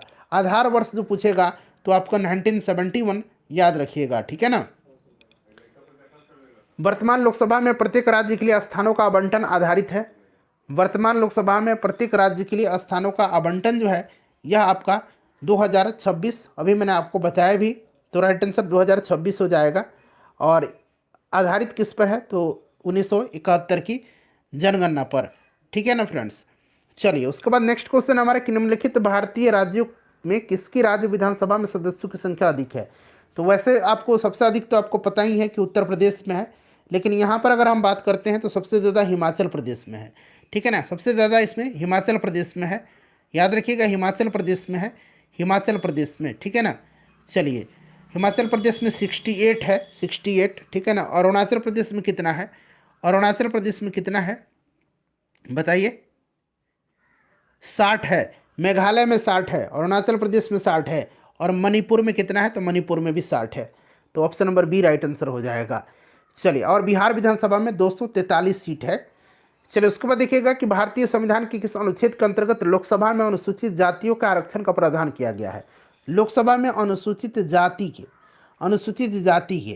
तो अनुच्छेद 331 के अनुसार लोकसभा में, एक मिनट रुकिए, 330(1) नहीं 330(1) के तहत लोकसभा में अनुसूचित जातियों के लिए आरक्षण का प्रावधान किया गया 330(1). तो यहाँ पर 330 तो दिया ही गया है, तो ध्यान रखिएगा ऑप्शन नंबर यहाँ पर ए राइट आंसर हो जाएगा।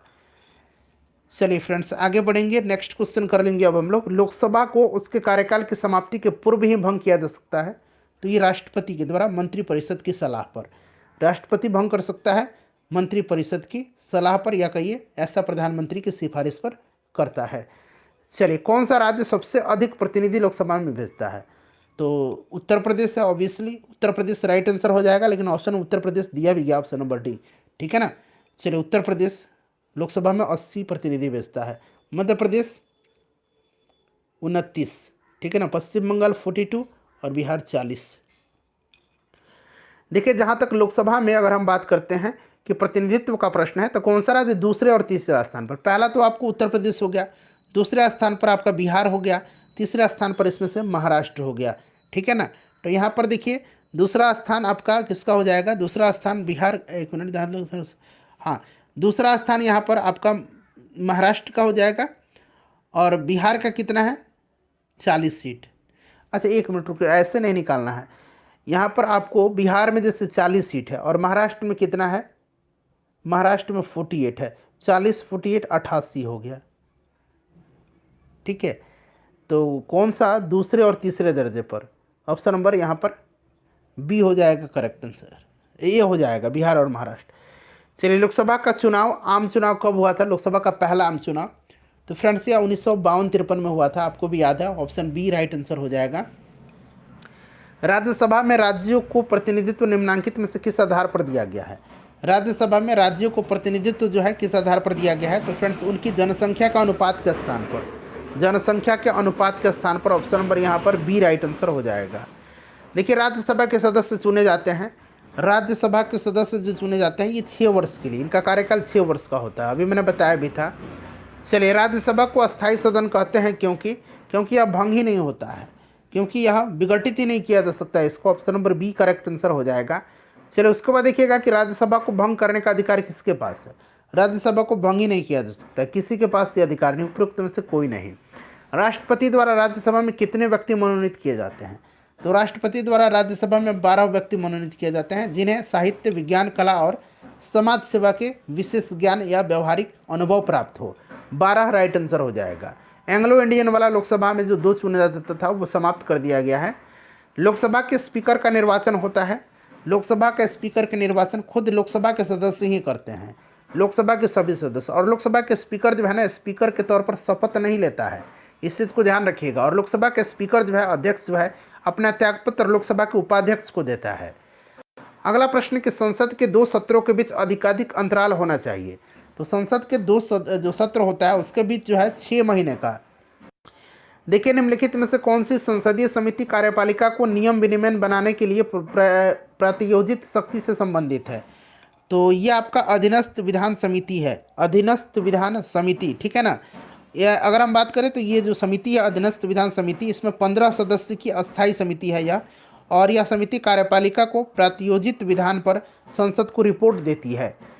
नेक्स्ट क्वेश्चन कर लेंगे, अगला प्रश्न है हमारा कि आम आदमी पार्टी क्या है, तो आम आदमी पार्टी अब राष्ट्रीय पार्टी हो गया है, ठीक है ना, अब राष्ट्रीय पार्टी है, इस चीज़ को आप ध्यान रखिएगा, अब राष्ट्रीय पार्टी बन गया है। चलिए, उसके बाद नेक्स्ट क्वेश्चन है हमारा कि संसद के दोनों सदनों का संयुक्त अधिवेशन आयोजित होता है, तो यह आयोजित कब होता है फ्रेंड्स, तो देखिए यह आयोजित होता है आपका ऐसे विधेयक पर जब विचार करने के लिए उसे पारित किया जाता है जब दोनों सदन में मतभेद हो, तो ऐसे विधेयक को विचार करें उसे पारित करने के लिए किया जाता है जिस पर संसद के सदनों में मतभेद हो, ऑप्शन 4 हो जाएगा। तो ऑप्शन 4 देखिए, केवल 4 ऑप्शन डी में दिया गया है। भारतीय राजनीतिक व्यवस्था में इनमें से कौन सर्वोच्च है, तो सर्वोच्च जो है हमारा संविधान है, संविधान से बड़ा कोई है थोड़ी, भारत का संविधान सर्वोच्च है। चलिए, इनमें से किस प्रकरण में सर्वोच्च न्यायालय ने संविधान का मूलभूत ढांचा सिद्धांत प्रतिपादित किया था, ये क्वेश्चन शायद पूछा भी गया था अभी, केशवानंद भारती बनाम केरल राज्य 1973 में, ऑलरेडी इसी साल ये क्वेश्चन पूछा गया था, मैंने कराया भी आपको स्टार्टिंग में ही। किस संविधान संशोधन से दिल्ली को राष्ट्रीय राजधानी क्षेत्र नाम दिया गया, तो राष्ट्रीय राजधानी क्षेत्र जो है दिल्ली का नाम जो दिया गया था ये आपका 69वां जो संविधान संशोधन हुआ था, 69वां संविधान संशोधन 1991, ठीक है ना, 1991 में, उसी के द्वारा। देखिए, नेक्स्ट क्वेश्चन है कि 29 अगस्त 1947 को संविधान की लेखन समिति गठित की गई जिसका अध्यक्ष डॉक्टर भीमराव अंबेडकर और अन्य सदस्य थे, अध्यक्ष बाबा साहब अंबेडकर थे, ठीक है ना, याद रखिएगा।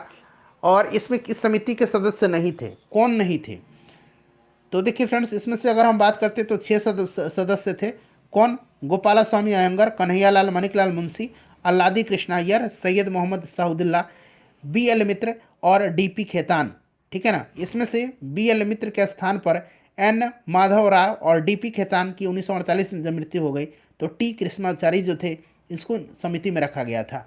जवाहरलाल नेहरू इसमें सदस्य नहीं थे, इस चीज़ को आप ध्यान रखिएगा।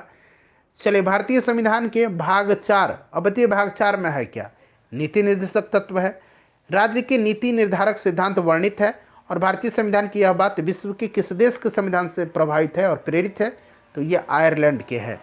चलिए, नेक्स्ट क्वेश्चन करेंगे अब। देखिए फ्रेंड्स, अगला प्रश्न है कि भारतीय संविधान की किस सूची में शपथ या शपथ पत्र के प्रारूप दिए गए हैं, तो फ्रेंड्स यहाँ तीसरी अनुसूची में दिया गया, option number B right answer हो जाएगा तीसरी अनुसूची में। ठीक है ना, ध्यान रखिएगा तीसरी अनुसूची में। चलिए उसके बाद नेक्स्ट क्वेश्चन है, पांचवी और छठी अनुसूची मैंने आपको बताया था, उसको आप जरूर याद रखिएगा। देखिए भारतीय संविधान का कौन सा अनुच्छेद सर्वोच्च न्यायालय के मूल अधिकार क्षेत्र को परिभाषित करता है, मूल अधिकार क्षेत्र को परिभाषित करता है।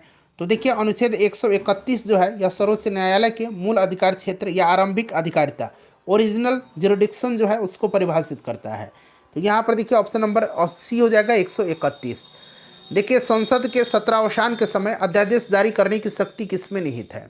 तो देखिए फ्रेंड्स राइट आंसर आपका राष्ट्रपति हो जाएगा। अनुच्छेद 123 के तहत संसद के सत्रावसान के समय अध्यादेश जारी करने की शक्ति राष्ट्रपति के पास है। चलिए सिक्किम भारत का एक राज्य बनाया गया था, तो मैंने स्टार्टिंग में ही बता दिया था 1975 में भारत का 22वां राज्य बना था। और यह कौन सा संशोधन था, तो यहाँ पर देखिए 35वां संविधान संशोधन दिया गया है। हालांकि 36वां संविधान संशोधन मैंने बताया था, इसके द्वारा सिक्किम को भारत का जो है दर्जा प्रदान किया गया था, राज्य बनाया गया था। आपको यहाँ पर 35वां दिया गया है, उसके हिसाब से 1974 में सिक्किम को भारत का सहायक राज्य के रूप में शामिल किया था, लेकिन भारत का पूर्ण रूप से राज्य जो 36वां संविधान संशोधन था उसके द्वारा बनाया गया था। तो इस चीज़ को आप माइंड में रखिएगा, क्योंकि अब ऑप्शन ई भी है, ठीक है ना, ऑप्शन डी और ई है, ऊपर में से कोई नहीं, एक से अधिक, इन चीज़ का ध्यान रखना है। चलिए भारत के सर्वोच्च न्यायालय की स्थापना हुई थी, तो भारत के सर्वोच्च न्यायालय की स्थापना जो हुई थी ये आपसे पूछा गया है, बताइए राइट आंसर क्या हो जाएगा इसका। तो फ्रेंड्स देखिए भारत के सर्वोच्च न्यायालय की स्थापना भारतीय संविधान के द्वारा किया गया था। संविधान के अनुच्छेद 134 में न्यायाधीशों की संख्या का उल्लेख है, और जब संविधान प्रारंभ हुआ था तथा उच्चतम न्यायालय में न्यायाधीशों की संख्या मुख्य न्यायमूर्ति का अतिरिक्त 7 थी। संसद में उच्चतम न्यायालय के न्यायाधीश की संख्या 1956 का अधिनियम जो है उसमें अधिनियमित करके इस संख्या को 10 कर दिया गया था। फिर 1960 में बढ़ा करके 13, 77 में 17, 1986 में 25, 2008 में 30, 2019 में 33, ठीक है ना, फिर 34 हुआ मुख्य न्यायाधीश के सहित लेकर के। तो इस चीज़ को ध्यान रखिएगा, संविधान के द्वारा हुआ था। चलिए उसके बाद देखिएगा कि भारतीय सर्वोच्च न्यायालय में न्यायाधीशों की नियुक्ति कौन करता है। तो नियुक्ति जो है कौन करता है, भारतीय सर्वोच्च न्यायालय में न्यायाधीश की नियुक्ति राष्ट्रपति करते हैं, सीधी सी बात है, option number B correct answer हो जाएगा, ठीक है ना। चलिए उसके बाद अगला प्रश्न है कि उच्चतम न्यायालय के न्यायाधीशों की संख्या में वृद्धि करने की शक्ति। देखिए उच्चतम न्यायालय, उस टाइम उच्च न्यायालय पूछा था जो कि राष्ट्रपति के पास है, और उच्चतम न्यायालय मैंने बताया था संसद के पास है, ठीक है। चलिए अगला प्रश्न है हमारा कि सर्वोच्च न्यायालय के न्यायाधीशों की सेवानिवृत्ति की आयु क्या है। सर्वोच्च न्यायालय यानी कि सुप्रीम कोर्ट की बात की जा रही है, तो सर्वोच्च न्यायालय की बात करते हैं। तो सर्वोच्च न्यायालय का जो अनुच्छेद 124(2) है ना, 124(2), इसके अनुसार सर्वोच्च न्यायालय के न्यायाधीश की सेवानिवृत्ति की आयु 65 वर्ष निर्धारित की गई है, ठीक है ना। तो यहाँ पर देखेंगे तो ऑप्शन नंबर यहाँ पर सी राइट आंसर हो जाएगा, ठीक है, option number C correct answer हो जाएगा। चलिए उसके बाद नेक्स्ट क्वेश्चन करेंगे कि सर्वोच्च न्यायालय का न्यायाधीश अपने पद से त्यागपत्र किसको लेकर के दे सकता है। तो फ्रेंड्स ये राष्ट्रपति को लेकर के दे सकता है, ठीक है ना, option number A right answer हो जाएगा। देखिए न्यायिक पुनरावलोकन का अर्थ यह है कि सर्वोच्च न्यायालय, न्यायिक पुनरावलोकन का अर्थ यह है कि सर्वोच्च न्यायालय जो है किसी भी राज्य के कानून को अवैध घोषित कर सकता है। ऑप्शन डी राइट आंसर हो जाएगा, अमेरिका से लिया गया है न्यायिक पुनरावलोकन, इस चीज़ को भी आप ध्यान रखिएगा। चलिए नेक्स्ट क्वेश्चन है कि भारत में न्यायिक प्रणाली किस पर आधारित है। तो ये प्रश्न शायद पूछा भी गया था कहीं ना कहीं, ठीक है ना, तो इस चीज़ को आप ध्यान रखिएगा, मैंने बताया है इसको। बताइए कानून द्वारा स्थापित प्रक्रिया और परंपरा पर। तो यहाँ पर देखिए कानून द्वारा स्थापित भी दिया गया और यहाँ पर आपका परंपरा भी दिया गया, इसलिए एक से अधिक यहाँ पर राइट आंसर हो जाएगा। कानून द्वारा स्थापित आप याद रखिएगा, ठीक है ना। चलिए उसके बाद देखिएगा कि कौन राज्य का कार्यकारी अध्यक्ष संवैधानिक प्रमुख है। तो राज्य का जो है राज्यपाल होता है, इस चीज़ को मैंने बताया भी था कि राज्य का राज्यपाल है और केंद्र का राष्ट्रपति होता है। किसी राज्य का राज्यपाल नियुक्त किया जाता है, तो राज्य का किसी भी राज्यपाल जो है ये राष्ट्रपति के प्रसाद पर्यंत यह पद धारण करता है, ठीक है ना, तो राष्ट्रपति के द्वारा। चलिए नेक्स्ट क्वेश्चन है कि भारतीय संविधान के अनुसार राज्यों की विधायिका में सम्मिलित है, विधायिका में सम्मिलित जो है यह कौन है। तो विधायिका में सम्मिलित जो है राज्यपाल, विधानमंडल और विधान परिषद, जहाँ पर विधान परिषद है, ठीक है ना। तो ऑप्शन नंबर 4, तो देखिए कहाँ पर दिया गया, केवल 4 ऑफ डी में दिया गया है। नेक्स्ट क्वेश्चन है हमारा कि भारत में राज्य विधान पालिकाओं यानी कि स्टेट लेजिस्लेटिव्स का उच्च सदन कौन सा है। तो उच्च सदन आपका विधान परिषद है और निम्न सदन विधान सभा होता है, इस चीज़ को ध्यान रखिएगा, विधान पालिका परिषद। चलिए राज्य विधान परिषद के सदस्य निम्नलिखित में से किस श्रेणी में नहीं चुने जाते हैं। रिसेंटली पूछा गया प्रश्न है, तो उद्योगपति श्रेणी से ये नहीं चुने जाते हैं, ठीक है ना, उद्योगपति श्रेणी से ये नहीं चुने जाते हैं, ध्यान रखिएगा आप, क्लियर ना।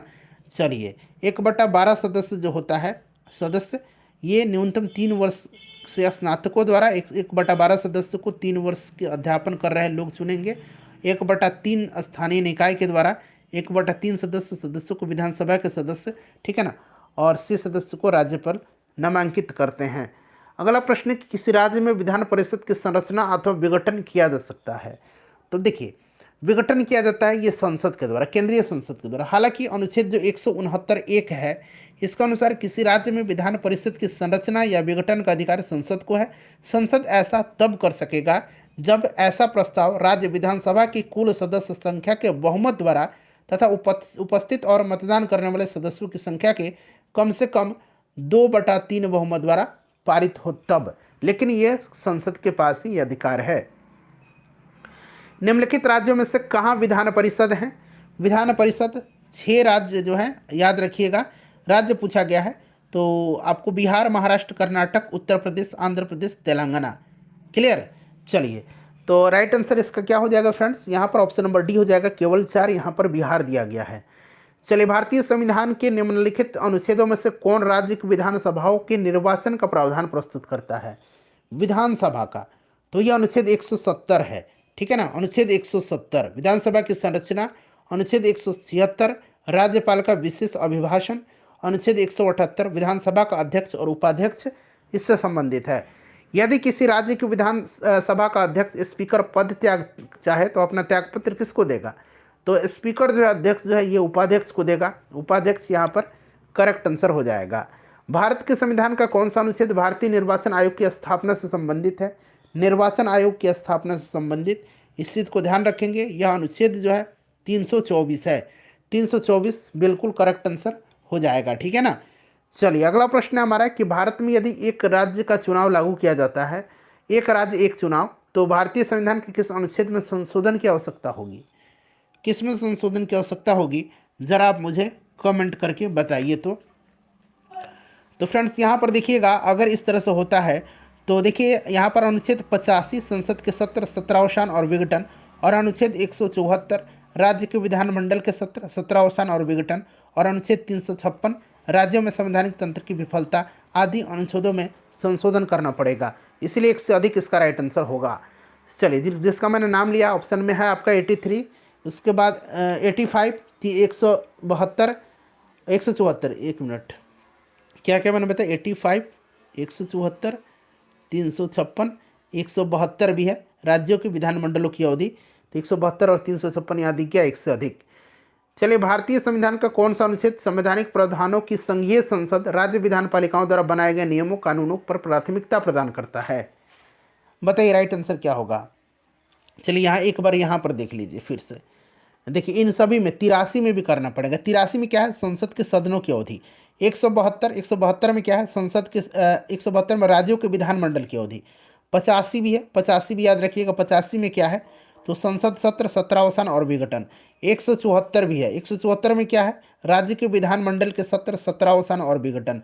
356 भी है, 356 में क्या है? तो राज्यों में संवैधानिक तंत्र की विफलता, ठीक है ना। 246 में क्या है? 246 नहीं है।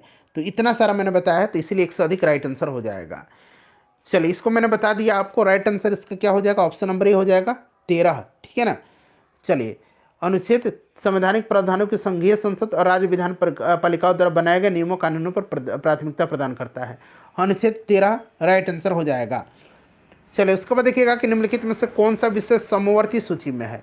समवर्ती सूची का विषय जो है फ्रेंड्स, ये कौन सा है? समवर्ती सूची, तो इसमें से देखिए शिक्षा जो है ये समवर्ती सूची का विषय है। शिक्षा राइट आंसर हो जाएगा, ध्यान रखिएगा इसमें से शिक्षा हो जाएगा, ठीक है।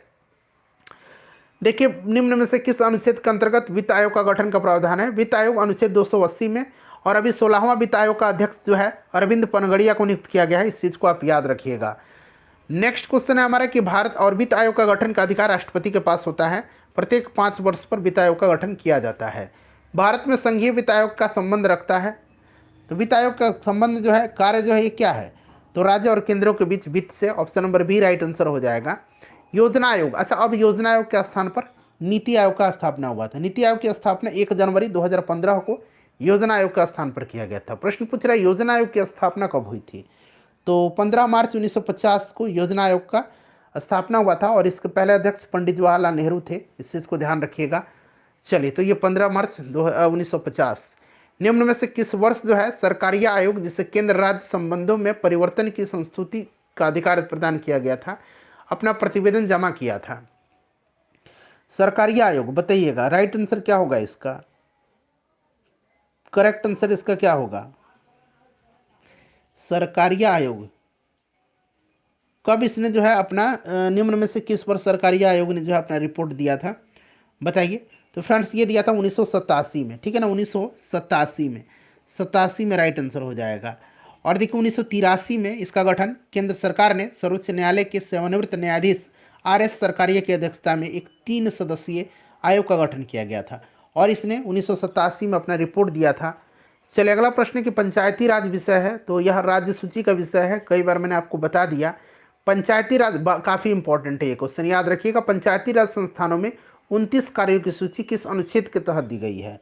29 कार्यों की सूची जो है यह अनुच्छेद 243G के तहत दी गई है। ऑप्शन नंबर यहाँ पर डी राइट आंसर होगा। देखिए फ्रेंड्स, भारतीय संविधान में पूछा गया है कि 11वीं अनुसूची में शामिल नहीं है, शामिल नहीं है 11वीं अनुसूची में। तो इसमें कौन कौन सा शामिल नहीं है? तो 11वीं अनुसूची में आपको पता 29 विषय हैं और इन विषय में से आपको बहुत सारे विषय हैं, उतना याद रखना आपको पॉसिबल नहीं है। इसमें से पूछा गया है शामिल नहीं है, तो इसमें शामिल कौन सा नहीं है फ्रेंड्स, बताइए। तो यहाँ पर देखिए ग्रामीण खेल शामिल नहीं है, ग्रामीण खेल का उल्लेख नहीं है। बाकी पुस्तकालय, ईंधन और चारा, तकनीकी प्रशिक्षण, उसके बाद व्यावसायिक शिक्षा, पेयजल, ग्रामीण आवासन, लघुवन उपज, मत्स्य उद्योग, इन सब की चर्चा की गई है। चलिए, निम्नलिखित में से किसका निर्माण पंचायती राज व्यवस्था के तहत हुआ है? पंचायती राज व्यवस्था के तहत जो है किसका निर्माण हुआ है? तो ग्राम पंचायत का निर्माण हुआ है, ठीक है ना। चलिए, उसके बाद देखिए भारतीय संविधान के निम्नलिखित अनुच्छेदों में से कौन सा अनुच्छेद राज्य की सरकारों को ग्राम पंचायतों को संगठित करने का निर्देश देता है? तो यह अनुच्छेद 40 है। अनुच्छेद 40 के तहत ग्राम पंचायत के संगठन का उल्लेख है राज्य के नीति निर्देशक तत्वों में। देखिए, भारतीय संविधान के किस संशोधन में पंचायती राज संस्थाओं को संवैधानिक आधार प्रदान किया गया था? तो यह संशोधन 73वां संविधान संशोधन था। आपको भी फ्रेंड्स याद होगा 73वां संविधान संशोधन। चलिए, ऑप्शन नंबर यहाँ पर ए राइट आंसर हो जाएगा। पंचायती राज का प्रधान लक्ष्य क्या है? तो इसका प्रधान लक्ष्य क्या है फ्रेंड्स? ग्रामवासियों में शक्ति का विकेंद्रीकरण है, ठीक है ना। चलिए, उसके बाद नेक्स्ट क्वेश्चन है हमारा कि 73वें संविधान संशोधन अधिनियम के तहत पंचायती राज संस्थाओं में चुनाव लड़ने के लिए न्यूनतम आयु आवश्यक है। चुनाव लड़ने के लिए, तो देखिए चुनाव लड़ने के लिए जो न्यूनतम आयु है ये 21 वर्ष है, ठीक है ना। और चुनाव करने के लिए 18 वर्ष, मतदान करने के लिए। देखिए, जिस समिति की सिफारिश पर भारत में पंचायती राज की स्थापना की गई उसके अध्यक्ष कौन थे? तो बलवंत राय मेहता थे। सिंपल सा क्वेश्चन है, बलवंत राय मेहता, ऑप्शन नंबर सी। पंचायती राज का शुभारंभ राजस्थान में हुआ था, नागौर में 2 अक्टूबर 1959 को। आगे आपको मिलेगा भी, ठीक है। चलिए, उसके बाद नेक्स्ट क्वेश्चन कर लेंगे हम। अगला प्रश्न है हमारा कि निम्न में से कौन सा विकेंद्रीकरण या विकेंद्रीकरण का वैशिष्ट्य नहीं है? तो वैशिष्ट्य जो नहीं है यह आपसे पूछा गया है। तो देखिए, स्थानीय समुदायों पर आत्मविश्वास को नहीं जगाना, ऑप्शन नंबर सी नहीं है। नहीं जगाना, बिल्कुल जगाना है। तो यहाँ पर नहीं दिया गया, जो कि गलत दिया गया, तो नहीं में हो जाएगा ऑप्शन नंबर सी। देखिए, भारत में पंचायती राज व्यवस्था सर्वप्रथम राजस्थान और कहाँ? तो सर्वप्रथम राजस्थान और आंध्र प्रदेश में 2 अक्टूबर 1959 को राजस्थान के नागौर जिले में स्टार्ट हुआ था, उसके बाद आंध्र प्रदेश में लागू हुआ था। चलिए, तो यहाँ पर राजस्थान और आंध्र प्रदेश ध्यान रखिएगा। निम्नलिखित में से किस कमेटी या आयोग ने न्याय पंचायत बनाने की सिफारिश किया था? न्याय पंचायत बनाने का सिफारिश जो है किसने किया था? तो फ्रेंड्स यह किया था अशोक मेहता समिति ने। 1977 में जनता पार्टी की सरकार ने पंचायती राज व्यवस्था में सुधार के लिए अशोक मेहता समिति का गठन किया था और उसने जो है अपनी रिपोर्ट 1978 में जो है प्रस्तुत किया और उसमें उन्होंने न्याय पंचायत को विकास पंचायत से अलग रखने और इसका सभापति एक योग्य न्यायाधीश को नियुक्त करने का सिफारिश किया था, अशोक मेहता कमेटी। देखिए, अगला प्रश्न है कि निम्नलिखित में से कौन सा कार्य स्थानीय स्वशासन के अधिकार क्षेत्र में नहीं आता है?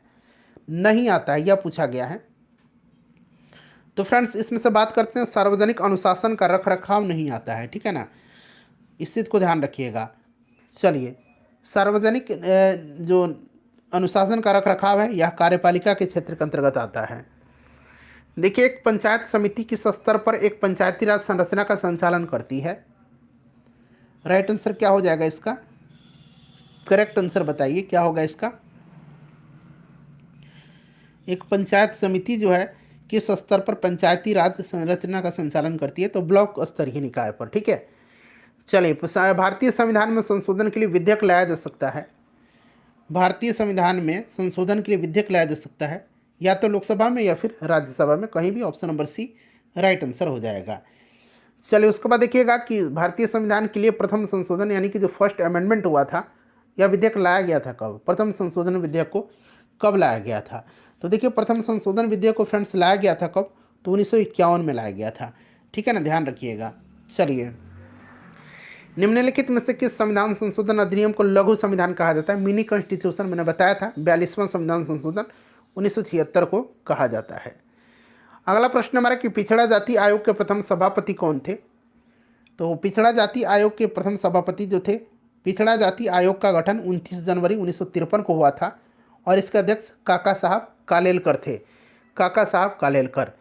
चलिए, स्वतंत्र भारत के प्रथम विधि आयोग के अध्यक्ष कौन थे? विधि आयोग, तो फ्रेंड्स ये कौन थे? तो श्री MC सीतलवाड़ थे। तो यहाँ पर MC सीतलवाड़ दिया भी गया है। 1955 में स्वतंत्र भारत के प्रथम विधि आयोग का गठन किया गया था। राज्य लोक सेवा आयोग का अध्यक्ष किसके द्वारा नियुक्त किया जाता है? तो फ्रेंड्स यह देखिए, नियुक्त तो किया जाता है यह किसके द्वारा? राज्यपाल के द्वारा, लेकिन राज्यपाल को हटाने का अधिकार इसको नहीं होता है। चलिए, अगला प्रश्न है कि भारत के वरीयता क्रम में निम्नलिखित में से कौन पहले आता है? तो देखिए, वैसे तो राष्ट्रपति सबसे ऊपर है वरीयता क्रम में। और देखिए यहाँ पर ध्यान दीजिएगा, इसमें से जो देखिए जो चुनाव आयुक्त है, मुख्य चुनाव आयुक्त CEC, उसके बाद UPSC का जो अध्यक्ष है और भारत का जो नियंत्रक महालेखा परीक्षक है, इनकी वरीयता क्रम समान है। 9 में जो है इनको रखा गया है, तो इन तीनों का एक समान है। तो पहले यही आता है और उच्च न्यायालय का जो मुख्य न्यायाधीश है ये 14वें स्थान पर आता है।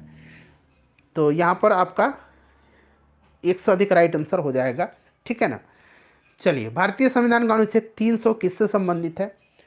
300 जो है यह मुकदमे तथा कार्रवाई से संबंधित है।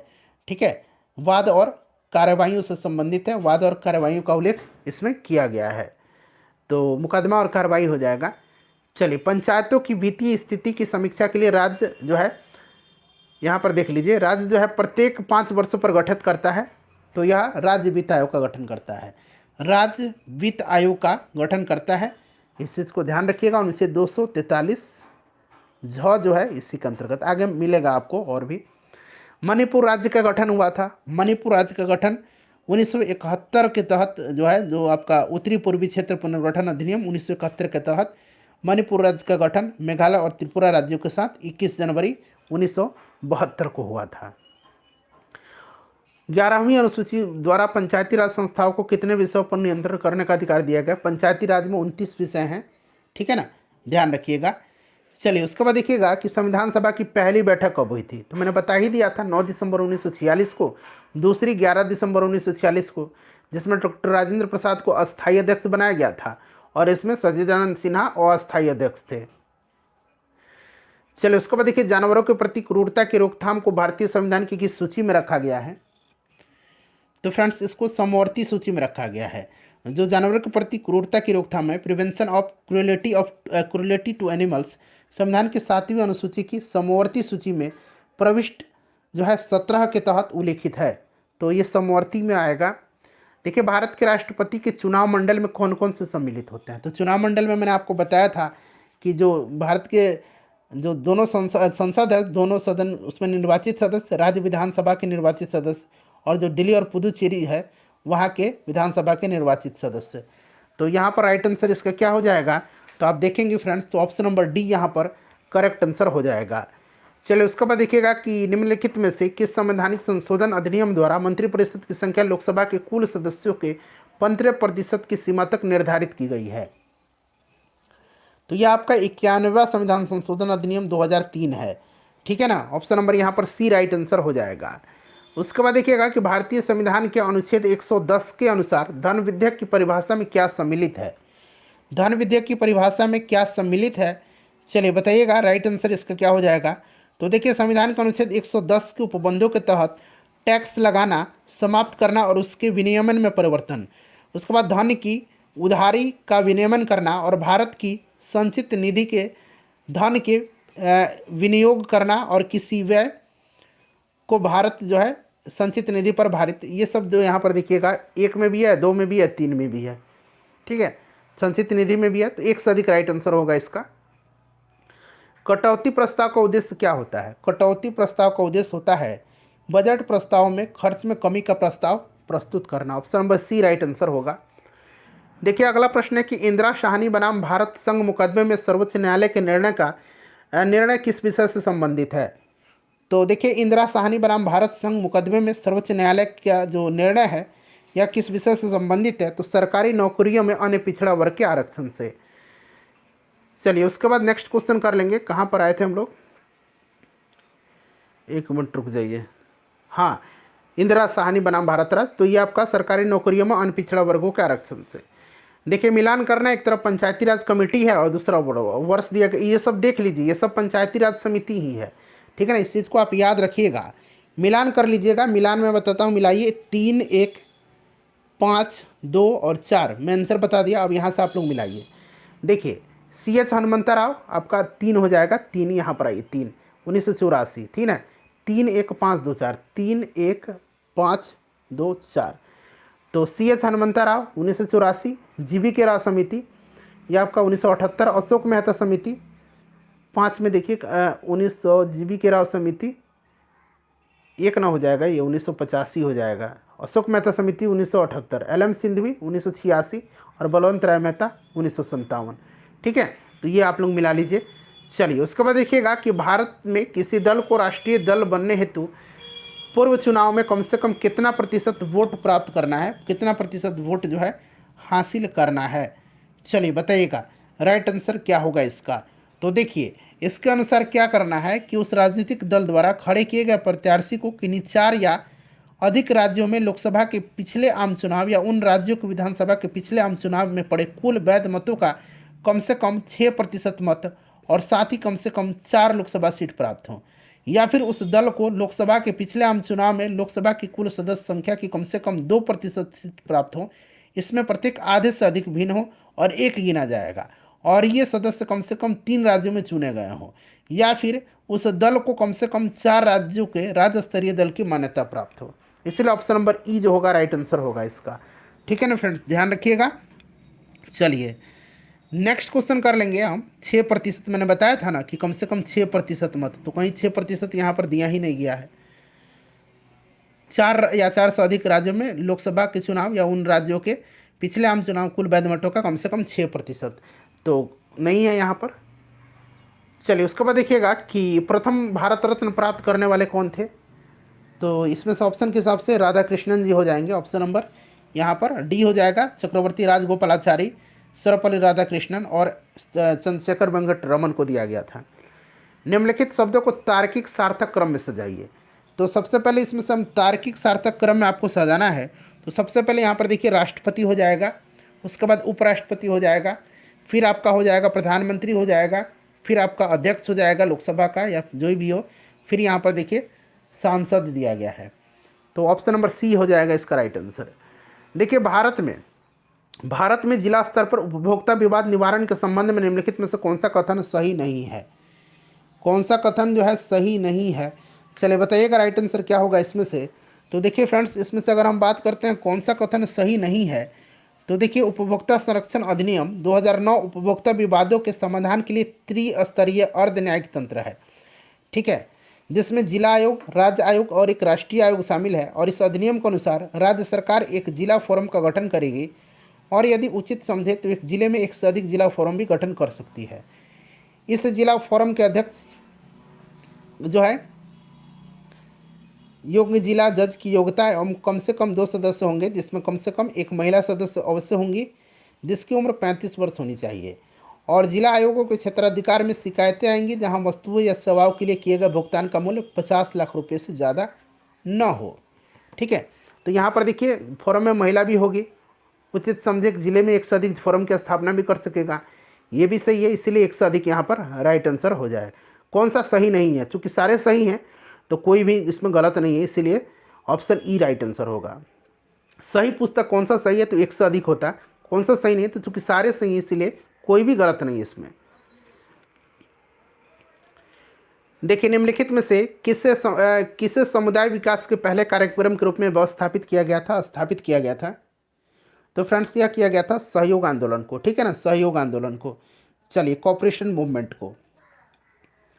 भारतीय संविधान का अनुच्छेद 14 में लिखा हुआ है, कानून के समक्ष समानता किस देश के संविधान से लिया गया है? तो फ्रेंड्स यह ब्रिटेन से लिया गया है, इस चीज़ को ध्यान रखिएगा, ठीक है ना। भारतीय संविधान को बनाने में कितना समय लगा है? 2 वर्ष 11 माह और 18 दिन का समय लगा है। राज्य का मंत्रिपरिषद सामूहिक तौर पर किसके प्रति उत्तरदायी होता है?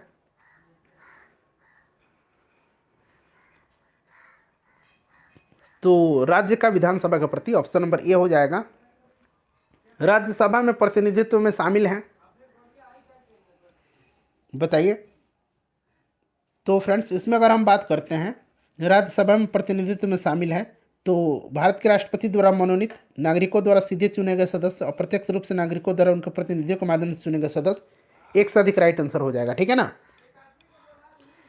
एक से अधिक ऑप्शन डी में है। निम्नलिखित में से किसका संबंध भारत के सर्वोच्च न्यायालय से है? तो सर्वोच्च न्यायालय से संबंध जो है ना, यह आपका कॉलेजियम प्रणाली, उसके बाद अगर बात करते हैं कॉलेजियम पद्धति से भी है। और यहाँ पर देखिएगा ऑप्शन डी होगा इसका, एक से अधिक आंसर दिया गया है। अपीलीय क्षेत्राधिकार का भी उल्लेख किया गया है, ठीक है ना, तो इसीलिए एक से अधिक राइट आंसर हो जाएगा।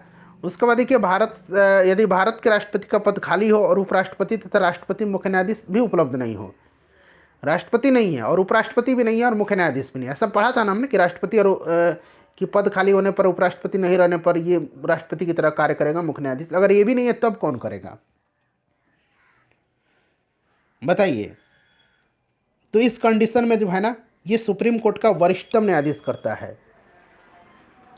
देखिए, भारत ने सुदृढ़ केंद्र के साथ संघीय ढांचे यानी कि फेडरल सिस्टम का विचार कहाँ से लिया है? संघीय ढांचा कनाडा से लिया है, मैं कई बार आपको बता दिया, कनाडा से लिया है। चलिए, आखिरी क्वेश्चन है। पूरा हमारा मैराथन सेशन कंप्लीट हो गया। लाइक करिए, शेयर करिए फ्रेंड्स प्लीज़। भारतीय संविधान के निम्नलिखित अनुसूचियों में से किसमें राज्यों की परिषद की सीटों के आवंटन का प्रावधान समाविष्ट है? बताइए करेक्ट आंसर इसका क्या होगा। तो फ्रेंड्स यह चौथी अनुसूची में है, ऑप्शन डी राइट आंसर हो जाएगा।